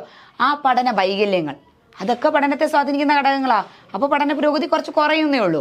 പോസിറ്റീവായിട്ടുള്ള കാര്യങ്ങൾ മാത്രമല്ല, ഒരു വ്യക്തിയെ സംബന്ധിക്കുന്ന എന്ത് ഘടകങ്ങളൊക്കെയാണോ ഒരു പഠനത്തെ സ്വാധീനിക്കുന്നത്, പഠന സന്നദ്ധത, താല്പര്യം, മനോഭാവം, അഭിരുചി, ബുദ്ധി, ഓർമ്മ, മുന്നറിവ്, പണ്ടേ എന്തെങ്കിലുമൊക്കെ കാര്യങ്ങൾ അറിയുമെങ്കിൽ ഉറപ്പായിട്ടും പഠനം എളുപ്പമാണ്. നിങ്ങൾ ഈ സൈക്കോളജി ഇപ്പോൾ പഠിച്ചുകൊണ്ടിരിക്കുന്നു, ഉറപ്പായിട്ടും നിങ്ങൾ ഇത് ആദ്യമായിട്ട് കേൾക്കുകയാണെങ്കിൽ നിങ്ങളൊന്ന് ആലോചിച്ച് നോക്കുകയും നിങ്ങൾ അന്നേരം നിങ്ങളുടെ പാട്ടിന് പോയേനെ. ഉറപ്പായിട്ടും പോകത്തില്ലേ? പക്ഷെ നമ്മളിവിടെ TTCക്ക് പഠിച്ചിട്ടുണ്ട്, B.Edന് പഠിച്ചിട്ടുണ്ട്, കേറ്റിട്ട് കിട്ടിയിട്ടുള്ളവരാണെന്നുണ്ടെങ്കിൽ കേറ്ററ്റിന് പഠിച്ചിട്ടുണ്ട്, അല്ലാത്തവരായാൽ പോലും കേറ്ററ്റിന് തയ്യാറെടുപ്പുണ്ട്. എങ്ങനായാലും ഇതിനെല്ലാം പഠിച്ചിട്ടുണ്ട്. അതുകൊണ്ടല്ലയോ അപ്പം മുന്നറിവ് പഠനത്തെ സ്വാധീനിക്കുന്ന ഒരു ഘടകമല്ലേ? അതുപോലെയാണ് പരിപക്വനം എന്ന് പറയുന്നത്. നിങ്ങളോട് ഒരു കാര്യം ചോദിക്കട്ടെ, ഈ പരിപക്വനം, മെച്യൂരിറ്റി എന്ന് വെച്ചാൽ എന്തുവാ? ഒരു കണ്ണാടിയൊക്കെ വെച്ച് മിണ്ടാതെ സ്ട്രെയിറ്റ് ആയിട്ട് ഇങ്ങനെ ഇരിക്കുന്നതാണോ പരിപക്വനം എന്ന് പറയുന്നത്? ഒരിക്കലുമല്ല. നിങ്ങൾ നമ്മുടെ കുട കണ്ടിട്ടില്ലേ? കുട ഇങ്ങനെ അടച്ചു വെച്ചേക്കുമല്ലേ? അടച്ചു വെച്ചേക്കുന്ന കാണുമ്പോൾ കുടയുടെ വിസ്തൃതി വളരെ കുറവാണ്, ശരിയല്ലേ? ഏതോ ഒരു സാഹചര്യം വരട്ടെ, ഏതൊരു സാഹചര്യം, മഴ, പെട്ടെന്ന് മഴ വന്നു, നമ്മൾ ഈ കുട നിവർക്കത്തില്ലേ? നിവർക്കുക എന്ന് പറയുമ്പോൾ ഓപ്പൺ ചെയ്യത്തില്ലേ? ഫോൾഡ് ചെയ്യത്തില്ലേ? ഫോൾഡ് അല്ലല്ലോ, അൺഫോൾഡ് ചെയ്യത്തില്ലേ? അൺഫോൾഡ് ചെയ്ത സമയത്ത് നോക്കി ആ കുടയുടെ വിസ്തൃതി, ഇങ്ങനെ ഇരുന്നൊരു കുട ഇത്രയും വിസ്തൃതിയിലായി, ശരിയല്ലേ? അതുപോലെ മക്കളെ ഈ മെച്യൂരിറ്റി എന്ന് പറയുന്നത്, പരിപക്വനം എന്ന് പറയുന്നത്, നമ്മുടെ ഉള്ളിലുള്ള കഴിവുകളെ ഏതോ ഒരു സാഹചര്യം വരുമ്പോഴത്തേക്ക് പുറത്തേക്ക് കൊണ്ടുവരുന്നു. അതിനെ വിളിക്കുന്ന പേര് പരിപക്വനം. മറ്റുള്ള ഒരു ബാഹ്യശക്തികളുടെയും സഹായമില്ലാതെ നമ്മളുടെ അകത്തുള്ള പൊട്ടൻഷ്യലിനെ, കഴിവിനെ പുറത്തേക്ക് കൊണ്ടുവരുന്നു. അതാണ് പരിപക്വനം എന്ന് പറയുന്നത് കേട്ടോ. ഒരു കുഞ്ഞ് കമിഴ്ന്ന് വീഴാൻ തുടങ്ങുന്ന ആ ഒരു പ്രായമുണ്ടല്ലോ, അതാണ് ആ കുഞ്ഞിൻ്റെ പരിപക്വനം സ്റ്റേജ്. കുഞ്ഞിനെ ആരും എടുത്ത് കമിഴ്ത്തിയിടുവല്ല, മക്കളെ കമരെന്ന് പറഞ്ഞിട്ട് കമിഴ്ന്ന് വീഴുവല്ല. കുഞ്ഞിന് അതിൻ്റെ ശാരീരിക വികാസം പൂർണ്ണമായി, കമിഴ്ന്ന് വീഴാനുള്ള ഒരു ആരോഗ്യമായി, പിന്നെ അങ്ങോട്ടേക്ക് ചരിയണമെന്നുള്ള, അല്ല അങ്ങോട്ടേക്ക് മറിയണമെന്നുള്ള ഒരു കൺസെപ്റ്റ്, തോന്നൽ, അതിനുള്ള കോൺഫിഡൻസ്, ആ ഒരു ഉദ്ദേശം, അതെല്ലാം മനസ്സിൽ വന്നു. അതാണ് ആ കുഞ്ഞിൻ്റെ പരിപക്വനം എന്ന് പറയുന്നത്. അതല്ലാതെ നമ്മൾ സ്ട്രേറ്റ് ആയിട്ട് മിണ്ടാതെ ഇങ്ങനെയൊക്കെ സ്റ്റഡി ആയിട്ടിരിക്കുന്നത് മാത്രമാണോ എന്നല്ല, അതാണോ പരിപക്വനം? ഒരിക്കലുമല്ല. അപ്പോൾ ഒരു വ്യക്തിയുടെ പരിപക്വനം പഠന സന്നദ്ധത, താല്പര്യം, അറിവ്, മനോഭാവം, അഭിക്ഷമത, കായികപരമായിട്ടുള്ള വൈകല്യങ്ങൾ, ശാരീരികപരമായിട്ടുള്ള വൈകല്യങ്ങൾ, അതുപോലെ തന്നെ മറ്റ് കലാകായിക പ്രവർത്തനങ്ങൾ, അങ്ങനെയുള്ള ഏത് ഘടകങ്ങൾ, ഒരു വ്യക്തിയെ സംബന്ധിക്കുന്ന എന്ത് ഘടകങ്ങളുമായിക്കോട്ടെ, അത് ഉറപ്പായിട്ടും ഒരു പഠനത്തെ സ്വാധീനിക്കുന്നുണ്ട്. പഠന സന്നദ്ധതയൊക്കെ ഉള്ളവർക്ക് പഠനം എങ്ങനെയായിരിക്കും? പെട്ടെന്നായിരിക്കും. മുന്നറിവ് എന്ന് വെച്ചാൽ നേരത്തെ ഉള്ള കാര്യങ്ങൾ അറിയാവുന്നത്, അത് പഠനത്തെ എങ്ങനെയായിരിക്കും? പെട്ടെന്ന് സ്വാധീനിക്കും. നന്നായിട്ട് പഠനം നടക്കും, ശരിയല്ലേ? ഉറപ്പായിട്ടും. ലിംഗഭേദം എന്ന് വെച്ചാൽ ആൺകുട്ടികൾക്കും പെൺകുട്ടികളും പഠനം വ്യത്യസ്ത തരത്തിലാണ്. പെൺകുട്ടികൾ എല്ലാ കാര്യങ്ങളും കുത്തിയിരുന്ന് പഠിക്കുന്ന സ്വഭാവക്കാരാണ്. ആൺകുട്ടികൾ അങ്ങനെയല്ല, കൺസെപ്റ്റ് മനസ്സിലാക്കി അവരുടെ ആശയങ്ങൾ അവർ തന്നെ പ്രൊഡ്യൂസ് ചെയ്യുക, ആ ഒരു രീതിയിലാണ് പോകുന്നത്. അതൊക്കെ പഠനത്തെ സ്വാധീനിക്കുന്ന ഘടകങ്ങളാണ്. അടുത്തതാണ് പാഠ്യചരം, ടാസ്ക് വേരിയബിൾ. നമ്മൾ പഠിക്കുന്ന പഠന വസ്തുവുമായി ബന്ധപ്പെട്ട ഘടകങ്ങൾ. ഓക്കെ, പാഠ്യവസ്തുവിനെ സംബന്ധിച്ച ഘടകങ്ങളാണ് പാഠ്യചരം എന്ന് പറയുന്നത്. അങ്ങനെയാണെങ്കിൽ ഏതൊക്കെയായിരിക്കും പാഠ്യചരത്തെ സ്വാധീനിക്കുന്ന ഘടകങ്ങൾ? പാഠ്യവസ്തുവിൻ്റെ ദൈർഘ്യം. പാഠ്യവസ്തു ഭയങ്കര വലുതാണെങ്കിൽ നമ്മുടെ പഠനം ഇച്ചിരി പ്രയാസമായിരിക്കും, ശരിയല്ലേ? നമുക്ക് സൈക്കോളജിക്കകത്ത് ഇഷ്ടംപോലെ പഠിക്കാനുണ്ട്, നമ്മുടെ പാഠ്യവസ്തു ഭയങ്കര ദൈർഘ്യമുള്ളതാണ്. ഉറപ്പായിട്ട് നമ്മുടെ പഠന പ്രക്രിയ വളരെ മന്ദഗതിയിൽ പതുക്കെ ഇഴഞ്ഞേ വരൂ, ശരിയല്ലേ? ഞാൻ സൈക്കോളജി പരമായിട്ട് എക്സാമ്പിൾ പറയുന്നതേ ഉള്ളൂ കേട്ടോ. കുഞ്ഞുണ്ണി മാഷിൻ്റെ 4 വരി കവിതയാണെങ്കിലോ പാഠ്യവസ്തുവിൻ്റെ ദൈർഘ്യം കൂടുതലാണോ കുറവാണോ? കുറവാ. അങ്ങനെയാണെങ്കിൽ പഠനം എങ്ങനെയായിരിക്കും? പെട്ടെന്ന് നടക്കും. ക്ലിയറായി പറഞ്ഞത്. ഒന്നാമത്തെ, നമ്മുടെ പഠിക്കുന്ന പാഠ്യവസ്തുവിനെ സംബന്ധിച്ച്, ഇവിടെ പാഠ്യവസ്തു എന്ന് പറയാൻ നമുക്ക് സൈക്കോളജി എടുക്കാം, അല്ല നമ്മുടെ ഏതെങ്കിലും ഒരു സബ്ജക്റ്റ് എടുക്കാം. ഡാൻസ് ഒരു പാഠ്യവസ്തു അല്ലേ? കുക്കിംഗ് ഒരു പാഠ്യവസ്തു ഇല്ലേ? അല്ലാതെ പഠിക്കുന്ന കാര്യങ്ങൾ മാത്രമാണോ പാഠ്യവസ്തു എന്ന് പറയുന്നത്? അല്ല. ക്ലിയർ ആയോ പറഞ്ഞ? അപ്പൊ പാഠ്യവസ്തുവിന്റെ ദൈർഘ്യം, ഒരു ചമ്മന്തി അരയ്ക്കാനോ എളുപ്പം, ബിരിയാണി വെക്കാനോ പ്രയാസമല്ലേ? അപ്പൊ പാഠ്യവസ്തുവിന്റെ ഒരു ദൈർഘ്യം വന്നില്ലേ? അതുപോലെ പാഠ്യവസ്തുവിന്റെ ദൈർഘ്യം ഭയങ്കര വലുതാണെന്നുണ്ടെങ്കിൽ പഠനം ചിലപ്പം ഭയങ്കര ബുദ്ധിമുട്ടായിരിക്കും. പാഠ്യവസ്തുവിന്റെ ദൈർഘ്യം വളരെ കുറവാണെങ്കിൽ പഠനം എളുപ്പം നടക്കും. അപ്പൊ രണ്ടാമത്തതാണ് പാഠ്യവസ്തുവിന്റെ കഠിനത. അപ്പൊ ആ പാഠ്യവസ്തു ഭയങ്കര ബുദ്ധിമുട്ടുള്ളതാണെങ്കിൽ നമുക്ക് പഠിക്കാൻ ഭയങ്കര പ്രയാസമായിരിക്കും, ശരിയല്ലേ? അതേസമയം വളരെ സിമ്പിൾ ആയിട്ടുള്ള വൈലോപ്പള്ളി ശ്രീധരമേനോൻ അദ്ദേഹത്തിന് മാമ്പഴം എന്നൊക്കെ പറയുന്ന കവിതകളാണെന്നുണ്ടെങ്കിൽ അത് നമുക്ക് കൃത്യമായിട്ട് മനസ്സിലാവും. അതേപോലെ തന്നെ കൃത്യമായിട്ടുള്ള ആശയങ്ങൾ ക്രോഡീകരിച്ച് വെച്ചിരിക്കണം, അർത്ഥപൂർണതയോടെ മനസ്സിലാക്കണം. നമ്മൾ ഏതിലൊരു കാര്യം മനസ്സിലാക്കുമ്പോൾ അത് വെറുതെ ബൈഹാർട്ട് ചെയ്ത് പഠിച്ചു കഴിഞ്ഞാൽ അത് ഒരിക്കൽ പോലും നമുക്ക് ആ ഒരു കാര്യത്തെക്കുറിച്ച് നമുക്ക് ശരിയായ രീതിയിൽ മനസ്സിലാകത്തില്ല. അതേസമയം അർത്ഥപൂർണതയോടെ ഇന്ന കാര്യങ്ങളാണ് ഇതിനകത്തുള്ളത് എന്ന് പറഞ്ഞ് മനസ്സിലാക്കുകയാണെന്നുണ്ടെങ്കിൽ ആ പാഠ്യചരം ഭയങ്കര എളുപ്പമായിരിക്കാം, നമ്മളുടെ പഠന പ്രക്രിയ നന്നായിട്ട് നടക്കും. അതാണ് പാഠ്യവസ്തുവിൻ്റെ അർത്ഥപൂർണത എന്ന് പറയുന്നത്. ലാസ്റ്റ് വണ്ണാണ് പാഠ്യവസ്തുവിൻ്റെ സംഘാടനം. ഞാൻ പറഞ്ഞതുപോലെ നിങ്ങൾക്കറിയാം ദഹനവ്യവസ്ഥയ്ക്കകത്ത് എങ്ങനെയാണ്? ആദ്യ ഭാഗം ഏതാ? വായ, അന്നനാള, ആമാശയം, ചെറുകുടൽ, വൻകുടൽ, അങ്ങനെയല്ലേ? അല്ലാതെ വൻകുടൽ ചെറുകുടൽ എന്ന് പറഞ്ഞത് താഴോട്ടാണോ വരുന്നത്? അല്ല. അതാണ് ഏതൊരു പാഠ്യവസ്തുവിനെയും ഏതൊക്കെ രീതിയിൽ അറേഞ്ച് ചെയ്ത് വെക്കുന്നു. നമ്മൾ ഭിന്നസംഖ്യകൾ പഠിച്ചോട്ടുള്ള ആൾക്കാർക്ക് അറിയാം, ആദ്യം തൊട്ടേ നമ്മൾ പഠിക്കുന്ന ഒരു കാര്യം, ഒരു കേക്ക് എടുക്കുന്നു, കേക്കിനെ 4 പീസാക്കുന്നു, 4/1 ഭാഗം, ഇങ്ങനെയൊക്കെയല്ലേ നമ്മൾ പഠിച്ചേ? എന്നിട്ടല്ലേ മക്കളെ 1/2 ഇൻറ്റു 3/2 ഇത്ര, 1/2 മൈനസ് 6/2 ഇത്ര നമ്മൾ പഠിച്ചത്. അപ്പം ഏതൊരു കാര്യവും കറക്റ്റ് ഓർഡറിലാണ് അറേഞ്ച് ചെയ്ത് വന്നിരിക്കുന്നത്. അപ്പം പാഠ്യവസ്തുക്കളെ കൃത്യമായ രീതിയിൽ ഓർഗനൈസ് ചെയ്ത് വെക്കുന്നതും എന്താണ്? പാഠ്യചരത്തിൻ്റെ പ്രത്യേകതയാണ്. അപ്പോൾ പാഠ്യചരവുമായി ബന്ധപ്പെട്ട ഏതൊക്കെ ഘടകങ്ങളാണ് ഉള്ളത്? പാഠ്യവസ്തുവുമായി ബന്ധപ്പെട്ട ഏതൊക്കെ ഘടകങ്ങളാണ് ഉള്ളത്? പാഠ്യവസ്തുവിൻ്റെ ദൈർഘ്യം, പാഠ്യവസ്തുവിൻ്റെ കഠിനത, പാഠ്യവസ്തുവിൻ്റെ അർത്ഥപൂർണത, പാഠ്യവസ്തുവിൻ്റെ സംഘാടനം, ഇത്രയും കാര്യങ്ങൾ. അടുത്തതാണ് ലാസ്റ്റ് വൺ. ഏതാണ്? നമ്മുടെ പഠന തന്ത്രചരം, മെത്തേഡ് വേരിയബിൾ. എങ്ങനെ പഠിക്കുന്നു, പഠിക്കുന്ന രീതി സംബന്ധിച്ച ഘടകങ്ങളാണ്. എന്താ പഠന തന്ത്രചരം എന്ന് പറയുന്നത്? പരിശീലിക്കുന്ന രീതി, പഠിക്കുന്ന രീതി സംബന്ധിച്ച കാര്യങ്ങൾ. നിങ്ങളൊന്ന് ആലോചിക്കുക. ഞാൻ പഠിക്കുന്നതെന്ന് പറയുന്നത്, ഞാൻ ഉറക്ക വായിച്ചു പഠിക്കുന്ന ആളാണ്. എൻ്റെ അടുത്തങ്ങാണ്ട് ഇരിക്കുന്നവർക്ക് എൻ്റെ പരിസര പ്രദേശങ്ങളിൽ ഇരിക്കാൻ പറ്റത്തില്ല, അത്രയ്ക്ക് സൗണ്ടാണ് എനിക്ക്. ഞാൻ ഒരിക്കലും മനസ്സിൽ വായിക്കത്തില്ല. പക്ഷെ ചിലരുണ്ട് മനസ്സിൽ വായിച്ച് പഠിക്കുന്നവരോട്, എനിക്ക് അങ്ങനെയുള്ളവരെ കാണുമ്പോൾ ഭയങ്കര കൊതിയാണ്, എങ്ങനെ ഇങ്ങനെ സാധിക്കുന്നതെന്ന് അറിയത്തില്ല. ഞാൻ വിചാരിച്ചിട്ടുണ്ട് ഇനി ഇവരൊന്ന് ഉറങ്ങുവാന്നോന്ന് വരെ ഞാൻ ചിന്തിച്ചിട്ടുണ്ട്. അങ്ങനെയല്ല, മനസ്സിൽ വായിക്കും, ആ ടോപ്പിക് എല്ലാം കംപ്ലീറ്റ് ആവുകയും ചെയ്യും. ഓരോരുത്തരുടെ രീതിയാണ്, പരിശീലിക്കുന്ന രീതി സംബന്ധിച്ച കാര്യങ്ങളാണ്. ചിലർക്ക് രാത്രി ഇരുന്ന് പഠിക്കാൻ ഭയങ്കര താല്പര്യമുള്ളവരുണ്ട്, ചിലർക്ക് വെളുപ്പിന്, ചിലർക്ക് പകൽ. എനിക്ക് ഉള്ളത് പറയാമല്ലോ, എനിക്ക് വെളുപ്പിനെയും അതുപോലെ പകലുമേ പറ്റൂ, രാത്രി എന്നെ കൊണ്ട് പറ്റത്തേയില്ല. അപ്പോൾ ഓരോരുത്തരുടെ പരിശീലന രീതി സംബന്ധിച്ച ഘടകങ്ങളാണ്. എങ്ങനെയാണ്? ആവർത്തിച്ച് വായിച്ച് പഠിക്കുന്നവരാണോ? പഠിച്ച കാര്യങ്ങൾ റിപ്പീറ്റ് പഠിക്കുന്നവരാണോ? അത് ഒറ്റ തവണ എല്ലാം കൂടി ഇരുന്ന് പഠിക്കുന്നവരാണോ? അതാണ് പഠിക്കുന്ന രീതി സംബന്ധിച്ച ഘടകങ്ങൾ. ഒന്നാമത്തതാണത് പരിശീലനത്തിൻ്റെ വിതരണം. ഞാൻ പറഞ്ഞില്ലേ, പഠിക്കുന്ന രീതി സംബന്ധിച്ച് എത്രത്തോളം പരിശീലനം നടത്തുന്നു എന്ന്. അതിനെ നമുക്ക് 2ആയിട്ട് തരംതിരിക്കാം. പരിശീലനം നടത്തുന്ന ആ രീതിയെ, അല്ലെങ്കിൽ നമ്മുടെ പഠനതന്ത്രചരത്തിൽ ഉൾപ്പെട്ട നമ്മൾ ഏത് രീതിയിൽ പഠിക്കുന്നു ഏത് രീതിയിൽ പരിശീലനം നടത്തുന്നു എന്നത് 2 രീതിയിൽ നമുക്ക് തരംതിരിക്കാം.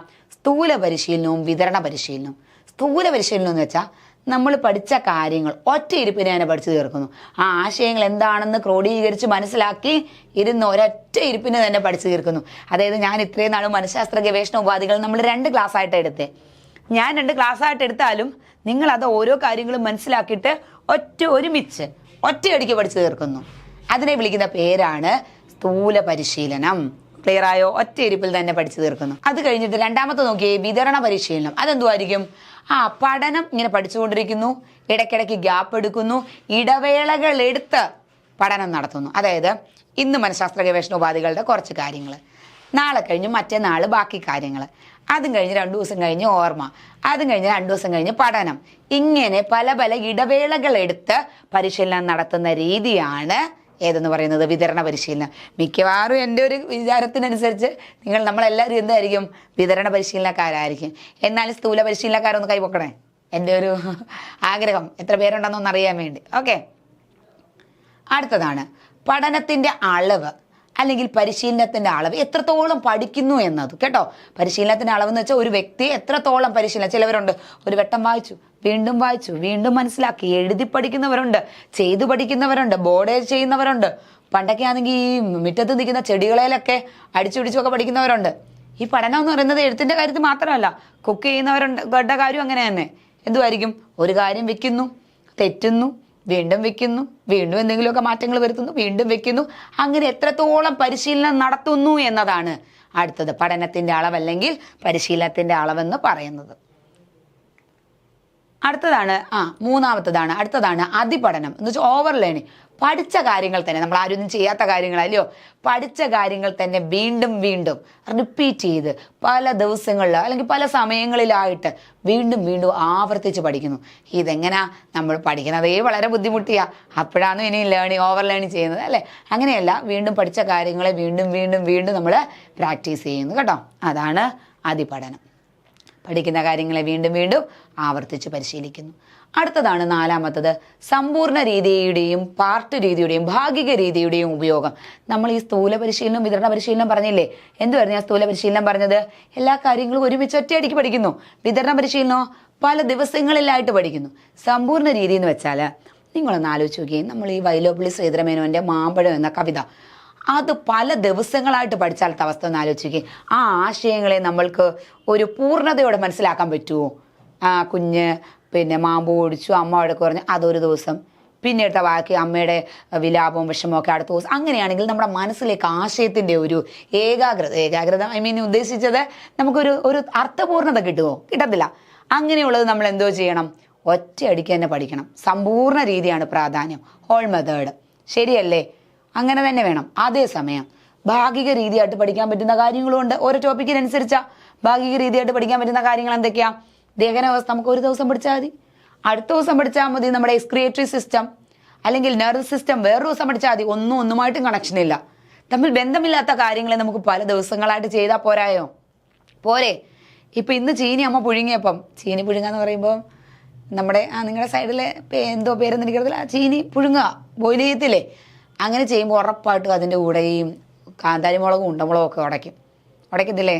ഉടയ്ക്കുക എന്ന് പറയുമ്പോൾ കാന്താരിമുളകും ഉണ്ടമുളകും ഒക്കെ നമ്മളിങ്ങനെ പൊടിക്കത്തില്ലയോ? അങ്ങനെ നമ്മുടെ നാട്ടിലെ വാക്കുകളാണ് ഈ ഉടയ്ക്കുക എന്നൊക്കെ പറയുന്നത്. ഓക്കെ, പൊടിക്കത്തില്ലയോ? അത് രണ്ടും കൂടെ ഒരുമിച്ചാണ് ചെയ്യുന്നത്. ശരിയല്ലേ?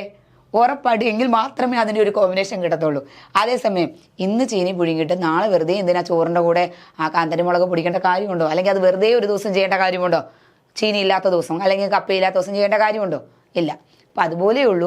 നമുക്ക് പൂർണ്ണമായിട്ടും ഒരു സമഗ്രത കിട്ടണമെങ്കിൽ ചില ആശയങ്ങൾ, എല്ലാ കാര്യത്തിനും അല്ല, ചില കാര്യങ്ങളെ പൂർണ്ണമായിട്ട് മനസ്സിലാക്കിയാലേ പറ്റൂ. ആ സമയം വരുമ്പോൾ നമുക്ക് സമ്പൂർണ്ണ രീതിക്കാണ് പ്രാധാന്യം. എന്നാൽ ഓണത്തിന്, നമ്മൾ തിരുവോണത്തിന് അന്നത്തെ ദിവസം അടപ്രഥമനും സേമിയയും കടലപ്പായസവും ഇനി ലോകത്തില്ലാത്ത എല്ലാ പായസവും കൂടി ഒരുമിച്ച് വെച്ചിട്ട് എന്തെങ്കിലും പ്രയോജനമുണ്ടോ? അല്ലെങ്കിൽ അതിൻ്റെ ആവശ്യകതയുണ്ടോ? അത് പല ദിവസങ്ങളിലായിട്ട് വെച്ചാൽ പോരെ? ഭാഗിക രീതിക്കല്ലേ അവിടെ പ്രാധാന്യം വരുന്നത്. അതേപോലെ നമ്മൾ ആശയങ്ങൾ, നമ്മുടെ മുന്നിലുള്ള ആശയങ്ങൾ, നമ്മൾ ലേണിംഗ് തിയറീസ് പഠിക്കും. ആ ലേണിംഗ് തിയറീസ് എല്ലാം കൂടെ ഒറ്റയടിക്ക് പഠിച്ചു കഴിഞ്ഞാൽ ഉറപ്പായിട്ട് നിങ്ങൾ നാട് വിടും. അതേസമയം പല ദിവസങ്ങളായിട്ട് പഠിച്ചാലോ ഉറപ്പായിട്ട് നമ്മൾ ഓരോ ദിവസം പഠിക്കുന്നതും കൃത്യതയോടെ നമ്മുടെ മനസ്സിൽ നിൽക്കും. അവിടെ ഭാഗിക രീതി ഉപയോഗിക്കാം.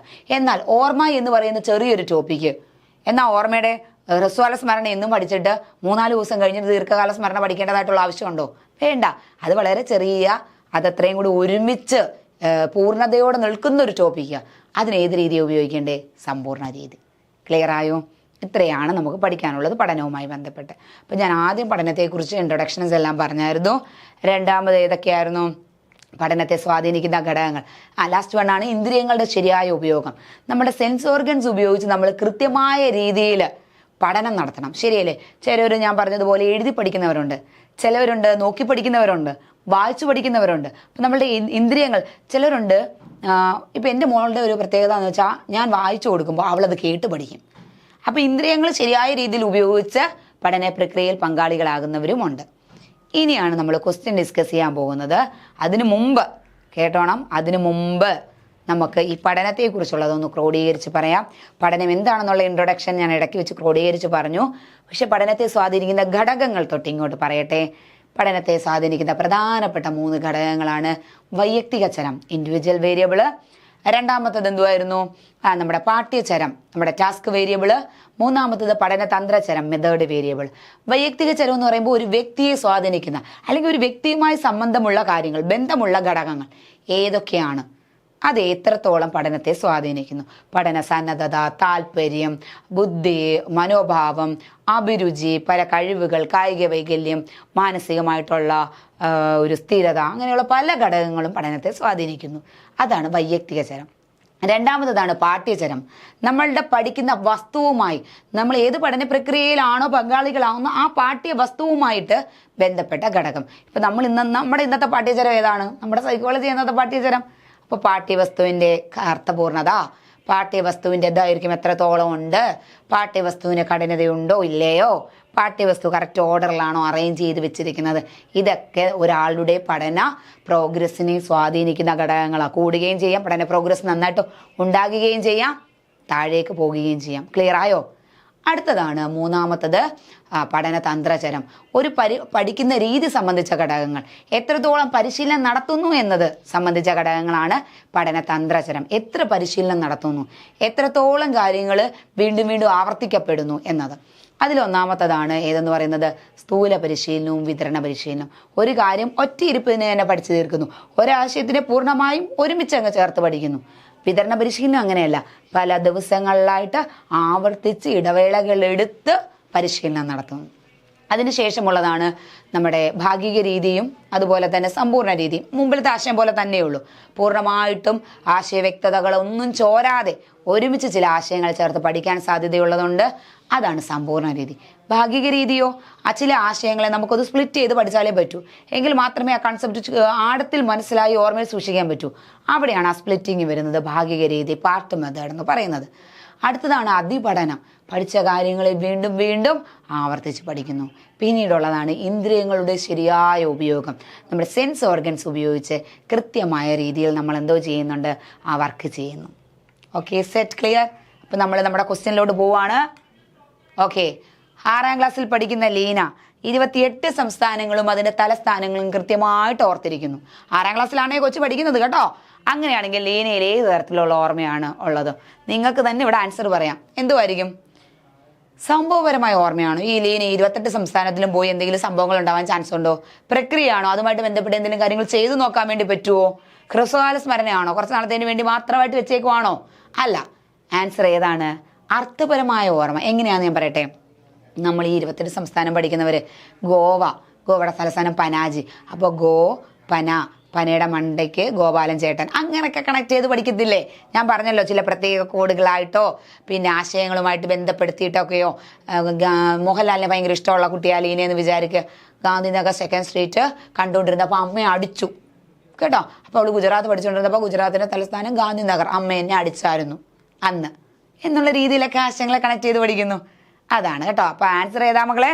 അർത്ഥപരമായ ഓർമ്മ. അടുത്തത് 2ാമത്തെ ചോദ്യം. ഒരു പഠനം നടക്കുന്നതിന് ഏറ്റവും അത്യാവശ്യം വേണ്ട ഘടകം ഏതാണ്? പഠനം നടക്കുന്നതിന് വളരെ അത്യാവശ്യം വേണ്ട ഘടകം മുന്നറിവും പരിപക്വനവും തിരിച്ചറിവും അഭ്യാസമൊക്കെ വേണ്ടതൊക്കെ തന്നെയാണ്. പക്ഷെ ഏറ്റവും പ്രാഥമികമായിട്ട് വേണ്ട ഘടകം എന്ന് വെച്ചാൽ എന്തുവാണെന്നറിയാമോ? പരിപക്വനമാണ്, മെച്യൂരിറ്റിയാ. ഒരു പരിപക്വനം ഇല്ല എങ്കിൽ ഒരു വ്യക്തിയെ നമുക്ക് ഒരു പഠന പ്രക്രിയയിലും പങ്കാളികളാക്കാൻ പറ്റത്തില്ല. ഇപ്പം എൻ്റെ മോളെ എനിക്ക് തോണ്ടേക്കിൻ്റെ ഒരു തിയറി പഠിപ്പിക്കാൻ ആ ഒരു കാഴ്ചപ്പാട് മനസ്സിലാക്കി കൊടുക്കാൻ പറ്റുമോ? അല്ലെങ്കിൽ അവൾ അതിന് സന്നദ്ധയായിട്ട് വന്നിരിക്കുമോ? ഒരിക്കലുമില്ല. അപ്പം എപ്പോഴും ആദ്യം വേണ്ടത് എന്താണ്? പരിപക്വനം.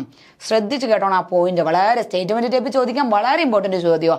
പരിപക്വനം നമ്മുടെ പഠനത്തിന് മുന്നുപാധിയാണ്. മുന്നുപാധി എന്ന് വെച്ചാൽ എന്തുവാ? പഠനം നടക്കുന്നതിന് മുൻപേ വേണ്ട ഘടകമാണ് പരിപക്വനം കേട്ടോ. മുന്നറിവൊക്കെ ഉണ്ടാകണം. മുന്നറിവില്ലെങ്കിലും പഠനം നടക്കും. മുന്നറിവുണ്ടെങ്കിൽ ഒന്നുകൂടി നന്നായിട്ട് പഠനം നടക്കും. പക്ഷേ ഏറ്റവും ഇമ്പോർട്ടൻ്റ് എന്നാണ് ഞാൻ ചോദിച്ചേക്കുന്നത്. ഏറ്റവും അങ്ങനെയാണെങ്കിൽ ഈ പരിപക്വനം ഈ ഓപ്ഷനിനകത്ത് ഇല്ലായിരുന്നെങ്കിലോ നമ്മൾ എന്ത് എഴുതിയാൽ മതി? മുന്നറിവ് എഴുതിയാൽ മതി കേട്ടോ. പരിപക്വനം ഉണ്ടായത് കൊണ്ട് ഏറ്റവും അത്യാവശ്യമായിട്ടുള്ള അടുത്ത ഘടകം ഏതാ വേണ്ടേ? പരിപക്വനം കേട്ടോ. അടുത്ത ചോദ്യം. താഴെ തന്നിരിക്കുന്ന പ്രസ്താവനകളിൽ തെറ്റായത് ഏത്? പഠനത്തിന് മുന്നുപാധിയാണ്. മുന്നുപാധി എന്നാണ് കേട്ടോ. പഠനത്തിന് മുന്നുപാധിയാണ് പരിപക്വനം. ശരിയാണ്.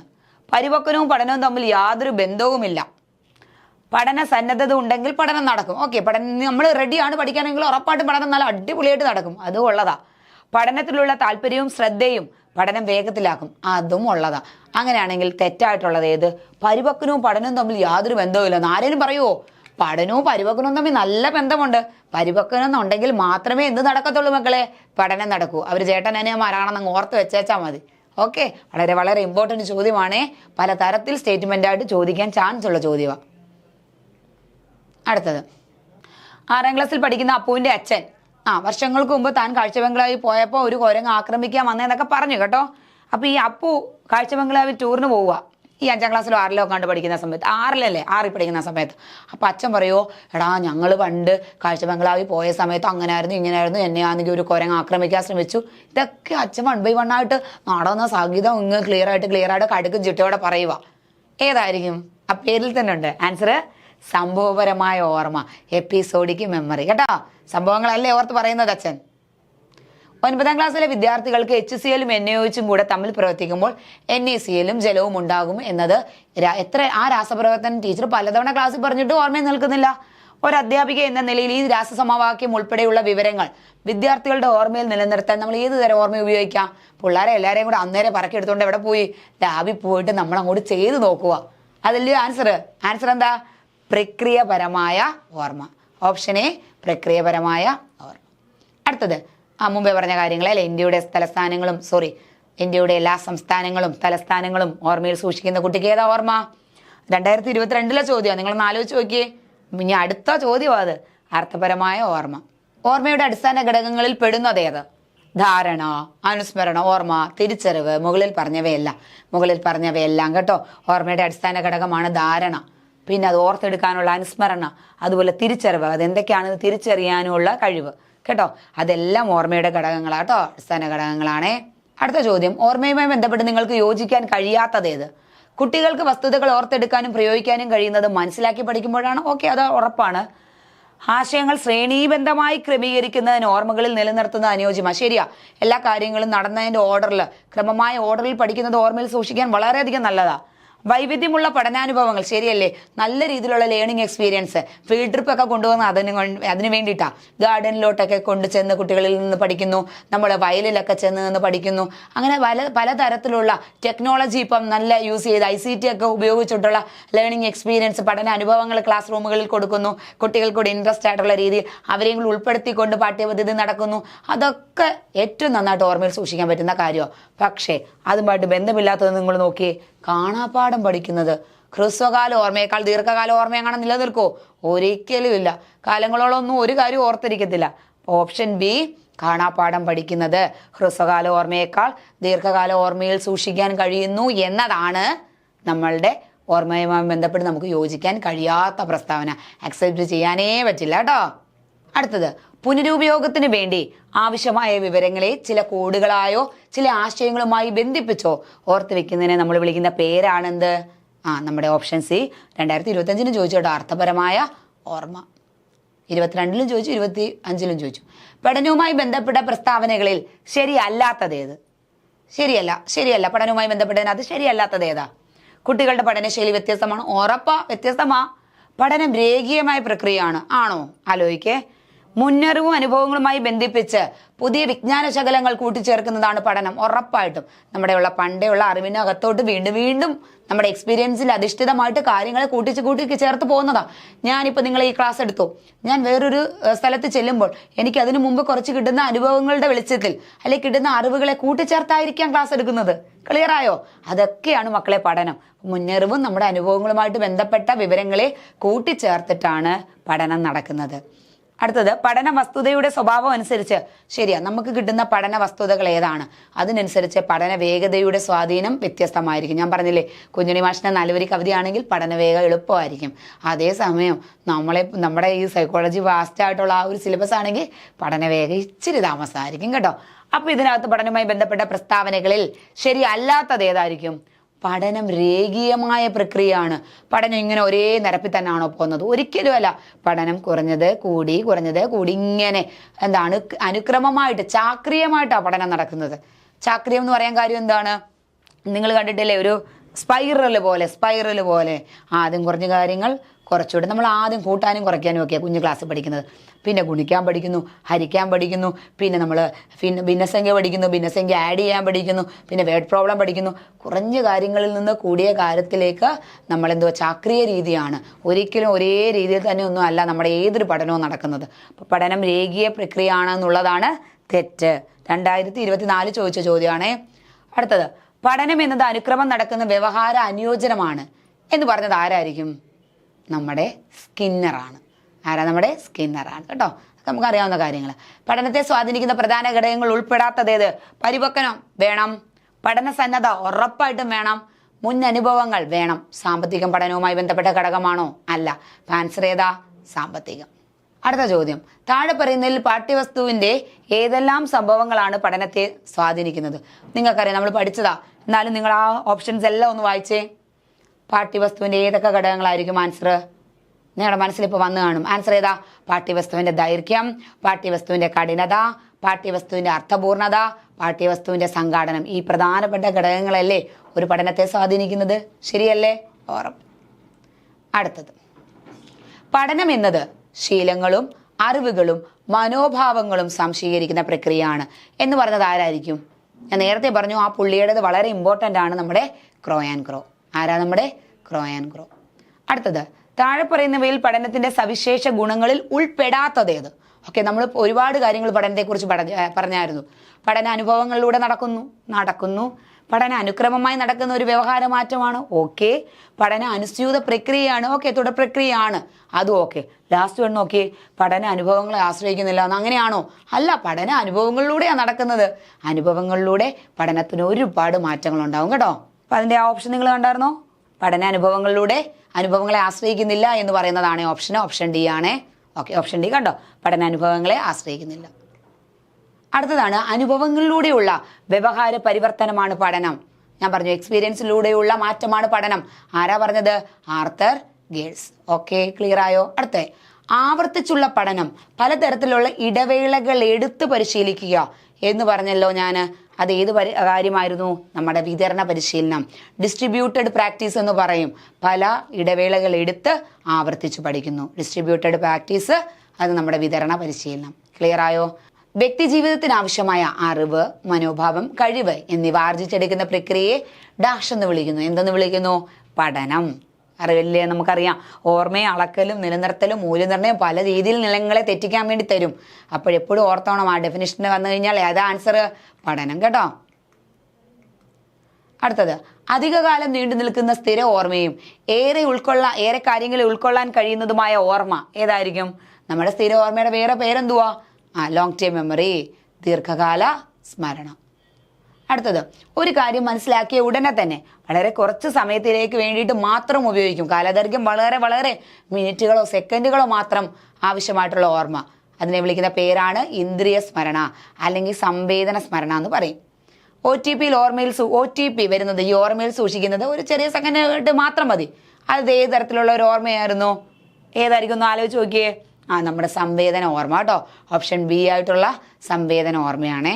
അടുത്തത്, ഹ്രസ്വകാല സ്മരണയുടെ സവിശേഷതകളിൽ ഉൾപ്പെടാത്ത പ്രസ്താവന ഏത്? ഹ്രസ്വകാല സ്മരണ ഒന്ന് ആലോചിച്ച് നോക്കിയേ. കുറച്ച് കാര്യങ്ങൾ മാത്രം ഓർമ്മയിൽ സൂക്ഷിക്കാൻ കഴിയുന്നു. ശരിയാണ്, ഹ്രസ്വകാല സ്മരണയുടെ പ്രത്യേകതയാ. സൂക്ഷിക്കുന്ന കാര്യങ്ങൾ ആവർത്തിക്കപ്പെടുന്നില്ലെങ്കിൽ പെട്ടെന്ന് മറന്നു പോകും. ഉറപ്പാ. ഞാൻ പറഞ്ഞല്ലോ, പ്രാക്ടീസ് ഉണ്ടെങ്കിൽ നമുക്ക് ഹ്രസ്വകാല സ്മരണയെ ദീർഘകാല സ്മരണയാക്കാമായിരുന്നു. ഇതിപ്പം അങ്ങനെ പറ്റില്ല. അധികകാലം നീണ്ടു നിൽക്കുന്ന സ്ഥിര ഓർമ്മയാണോ ഹ്രസ്വകാല സ്മരണ? അല്ല. അപ്പോൾ ഓപ്ഷൻ അതല്ലേ. കുറച്ച് നാളത്തേക്ക് മാത്രമേ കാര്യങ്ങൾ ഓർമ്മയിൽ സൂക്ഷിക്കാൻ പറ്റൂ. അതും ഹ്രസ്വകാല സ്മരണയുടെ. അപ്പോൾ ആൻസർ അല്ലാത്തത് ഏതാ? വായിച്ചു നോക്കിയായിട്ട് നിങ്ങൾ. ഓപ്ഷൻ സി ആണ് കേട്ടോ. Option C. ഒരാളുടെ ജീവിത അനുഭവവുമായി ബന്ധപ്പെട്ടതും വ്യക്തിപരമായ സംഭവങ്ങളെ കൃത്യമായിട്ട് ഓർമ്മയിൽ സൂക്ഷിച്ചു വെക്കുന്ന ദീർഘകാല സ്മരണയുടെ ഒരു രൂപം അല്ലെങ്കിൽ ആ ദീർഘകാല സ്മരണയുടെ വിഭാഗത്തിൽ വരുന്ന ഏതാണ്? നമ്മുടെ സംഭവപരമായ ഓർമ്മ, എപ്പിസോഡിക് മെമ്മറി കേട്ടോ. ഏതാ? സംഭവപരമായ ഓർമ്മ, എപ്പിസോഡിക് മെമ്മറി. അടുത്തത്, ആശയങ്ങളെ കാലാകാലങ്ങളോളം ഓർത്ത് വെക്കുന്നതിന് വേണ്ടിയിട്ട് നമ്മുടെ വിവരങ്ങളെ ചില പ്രത്യേക കോഡുകളായോ ചില പ്രത്യേക ആശയങ്ങളുമായോ ബന്ധിപ്പിച്ച് പറയുന്നതിനെ വിളിക്കുന്ന പേരാണെന്ത്? അർത്ഥപരമായ ഓർമ്മ, സെമാൻറ്റിക് മെമ്മറി. അർത്ഥപരമായ ഓർമ്മയാണ് അത്. പഠനത്തെ സ്വാധീനിക്കുന്ന പ്രധാനപ്പെട്ട ഘടകങ്ങൾ എന്തൊക്കെയായിരിക്കാം? പ്രധാനപ്പെട്ട 3 ഘടകങ്ങൾ. ഒരുപാട് ഘടകങ്ങളുണ്ട്. അതിൽ നിങ്ങൾ ഈ ഓപ്ഷൻ എയും ബിയും സിയും എല്ലാം പഠനത്തെ സ്വാധീനിക്കുന്ന ഘടകങ്ങളാണ്. എന്നാലും പ്രധാനപ്പെട്ട 3ആയിട്ട് എന്നെ തരം തിരിച്ചിട്ടുണ്ട്. അതാണ് ആ ക്വസ്റ്റ്യൻ ഉദ്ദേശിച്ചത്. ഏതൊക്കെയാ? വൈയക്തിക ചരങ്ങള്, പാഠ്യചരങ്ങള്, പഠനതന്ത്ര ചരങ്ങൾ. ഏതൊക്കെയാ? പഠനത്തെ സ്വാധീനിക്കുന്ന പ്രധാന 3 ഘടകങ്ങൾ ഏതൊക്കെയാ? വൈയക്തിക ചരം, പാഠ്യചരം, പഠനതന്ത്ര ചരം. പഠിക്കുന്ന രീതി സംബന്ധിച്ച ഘടകങ്ങൾ ഏത് രീതിയിലാണ് ഉൾപ്പെടുന്നത്? പഠിക്കുന്ന രീതി സംബന്ധിച്ച ഘടകങ്ങൾ നമുക്കറിയാം. പഠനതന്ത്രചരം ഏത് രീതിയിൽ പരിശീലനം നടത്തുന്നു കേട്ടോ. ഓപ്ഷൻ സി പഠനതന്ത്രചരം. അടുത്തത് പഠിക്കുന്ന കാര്യങ്ങൾ വീണ്ടും വീണ്ടും ആവർത്തിച്ച് പഠിക്കുന്നത് ഏത് പഠനതന്ത്രചരത്തിൽ ഉൾപ്പെടുന്നു? വീണ്ടും വീണ്ടും ആവർത്തിച്ച് പഠിക്കുക എന്ന് പറയുമ്പോൾ അതിപഠനമാണ്, over learning. Option C over learning. ആൺകുട്ടികൾക്കും പെൺകുട്ടികൾക്കും പഠനം വ്യത്യസ്ത തരത്തിലാണ് എന്നത് പഠനത്തെ സ്വാധീനിക്കുന്ന ഏത് ഘടകവുമായി ബന്ധപ്പെട്ടത്? ഞാൻ അന്നേരം പറഞ്ഞില്ലേ, വൈയക്തിക ചരം. ശരിയല്ലേ? ആൺകുട്ടികൾ ആൺകുട്ടികളുടേതായിട്ടുള്ള രീതിയിലും പെൺകുട്ടികൾ അവരുടേതായിട്ടുള്ള ഒരു ആശയ സ്ഫുടതയോടെയാണ് പഠിക്കുന്നത്, അല്ലെങ്കിൽ ആ ഒരു മനോഭാവത്തോടെയാണ് പഠിക്കുന്നത്. അതൊക്കെ ഓരോ വ്യക്തിയെ സ്വാധീനിക്കുന്ന ഘടകങ്ങളാണ് കേട്ടോ. അങ്ങനെ പ്രായം, അതുപോലെ ലിംഗഭേദം, ഇതൊക്കെ ഓരോ പഠനത്തെ സ്വാധീനിക്കുന്ന ഘടകങ്ങളാണ്. അത് ഓപ്ഷൻ സി വൈയക്തിക ചരം. അടുത്തത്, ഒരു ടോപ്പിക്ക് പഠിച്ചിട്ട് മറ്റൊരു ടോപ്പിക്കിലേക്ക് പോകുമ്പോൾ ഉറപ്പായിട്ടും ആദ്യം പഠിപ്പിച്ച കാര്യങ്ങളൊന്നും വ്യക്തതയോടെ ഓർമ്മയിൽ നിലനിൽക്കത്തില്ല. അങ്ങനെയുള്ള സ്മരണ അല്ലെങ്കിൽ അത്തരത്തിലുള്ള ഒരു ഓർമ്മ, അതിനെ വിളിക്കുന്ന പേരാണ് ഹ്രസ്വകാല സ്മരണ. ഓപ്ഷൻ ബി ഹ്രസ്വകാല സ്മരണ. ഏതുതരം ഓർമ്മയാണ് ജീവിതകാലം മുഴുവൻ ഓർത്തു വെക്കാനും വിശദീകരിക്കാനും എല്ലാം സഹായിക്കുന്ന ഓർമ്മ ഏതാ? ഒരു ക്ലൂ തരാം. സ്ഥിര ഓർമ്മ എന്നാണ് അതിന് പറയുന്നത്. ഏതായിരിക്കും? അല്ല, സ്ഥിര ഓർമ്മയിൽ ഉൾപ്പെടുന്നതാണ് സംഭവപരമായ ഓർമ്മ. ഓപ്ഷൻ ബി സംഭവപരമായ. നമ്മുടെ ദീർഘകാല സ്മരണയായ സ്ഥിര ഓർമ്മയിൽ ഉൾപ്പെടുന്നതല്ലായിരുന്നോ അത്? അതെ. ഇനി 2024 നല്ലൊരു ചോദ്യം കേട്ടോ. ഓർമ്മയുമായി ബന്ധപ്പെട്ട് സമഗ്ര പഠനം നടത്തിയ JB വാട്സന്റെ ശിഷ്യനായ വിദ്യാഭ്യാസ വിദഗ്ധൻ ആര്? ചോദ്യം ഒന്നുകൂടെ റിപ്പീറ്റ് വായിച്ച് നിങ്ങൾ. ഓർമ്മയുമായി ബന്ധപ്പെട്ട് സമഗ്ര പഠനം നടത്തിയ JB വാട്സന്റെ ശിഷ്യനായ വിദ്യാഭ്യാസ വിദഗ്ധൻ ആരാണ്? ആരാ? നമ്മുടെ കാൾ ലാഷ്ലി. ആരാ? Karl Lashley. വളരെ റെയർ ചോദ്യമാണ് കേട്ടോ. 2024 ചോദിച്ച ചോദ്യമാണേ, അത് ഓർത്ത് വെച്ചേക്കണം. ഇനി നമ്മുടെ അനുഭവങ്ങളെ ശേഖരിച്ചു വെക്കാനും ആ അനുഭവത്തിന് ശേഷം അതിനെ ബോധതലത്തിലേക്ക് കൊണ്ടുവരാനുമുള്ള മനസ്സാണ് ഓർമ്മ.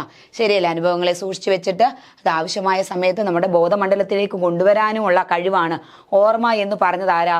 WM Ribot, William James, JB Watson, പിയാഷെ. ഇതിലാരായിരിക്കും ആൻസർ? നമ്മുടെ answer option A WM Ribot. ഇതും ഞാൻ മുമ്പത്തെ ക്വസ്റ്റ്യൻ പറഞ്ഞതുപോലെ വളരെ ഇമ്പോർട്ടൻ്റ് ആയിട്ടുള്ള ഒരു റെയർ ചോദ്യമാണ് കേട്ടോ. അത്രയും നല്ല ചോദ്യങ്ങളാണ് ഇതിനകത്ത് ഉൾപ്പെടുത്തിയിട്ടുള്ളത്. WM റിബൺ ആണ് ആൻസർ. ഓക്കെ, അപ്പോൾ ഇത്രയാണ് നമ്മുടെ ഈ ഒരു ടോപ്പിക് എന്ന് പറയുന്നത്. നമ്മൾ ഓർമ്മയെക്കുറിച്ച് പറഞ്ഞു, പഠനത്തെക്കുറിച്ച് പറഞ്ഞു. അപ്പോൾ കാര്യങ്ങളെല്ലാം വ്യക്തമായിട്ട് മനസ്സിലായെന്ന് വിശ്വസിക്കുന്നു. പഠനം എന്ന് പറയുന്നത് വലിയൊരു ടോപ്പിക്കാണ്. ഇനി ഇതിൻ്റെ ബാക്കി ടോപ്പിക്കും കൂടെ ഉണ്ട്. അപ്പം പഠനവും നന്നായിട്ട് മനസ്സിലാക്കി പഠനത്തിൽ നിന്ന് കൂടുതലും സ്റ്റേറ്റ്മെൻറ്റ് ടൈപ്പ് ക്വസ്റ്റ്യൻസ് ഒക്കെ വളരെ ഇമ്പോർട്ടൻ്റ് ആയിട്ട് വരാൻ ചാൻസ് ഉണ്ട്. നിങ്ങൾ ഏറ്റവും ഓർത്തിരിക്കേണ്ട ഒരു കാര്യമുണ്ട്, പരിപക്വനം പഠനത്തിന് മുന്നുപാധിയാണ്. എന്ന് വെച്ചാൽ പഠനം നടക്കണമെങ്കിൽ എന്ത് വേണം? പരിപക്വനം ഉണ്ടായിരിക്കണം കേട്ടോ. മുന്നറിവുണ്ടെങ്കിൽ വളരെ നല്ലതാണ്, അത്രയും കൂടെ കാര്യം നമ്മൾ പറയത്തില്ലേ. പക്ഷെ പരിപക്വനം ഉണ്ടായേ തീരും. പരിപക്വനവും പഠനവും തമ്മിൽ വളരെ അഭേദ്യമായ ബന്ധമുണ്ട്. അപ്പോൾ ആ ഒരു കാര്യം എപ്പോഴും ഓർത്തുകൊണ്ടിരിക്കണം. ആ ഒരു പോയിന്റ് കറക്കി തിരിച്ച് ഏത് രീതിയിലും വേണമെങ്കിലും സ്റ്റേറ്റ്മെൻറ്റിൽ ചോദിക്കാൻ ചാൻസ് ഭയങ്കര കൂടുതലാണ്. അതുപോലെ ഓർമ്മയ്ക്കകത്തിലെ സെമാൻറ്റിക് മെമ്മറി, അർത്ഥപരമായ ഓർമ്മയെക്കുറിച്ച് ഒന്ന് ഓർത്ത് വെക്കുക. അപ്പം എല്ലാവരും ബാക്കി ക്ലാസ്സുകൾ കാണുക. വളരെയധികം എന്തെങ്കിലും സംശയങ്ങളുണ്ടെങ്കിലൊക്കെ ചോദിക്കുക. സന്തോഷം. Thank you.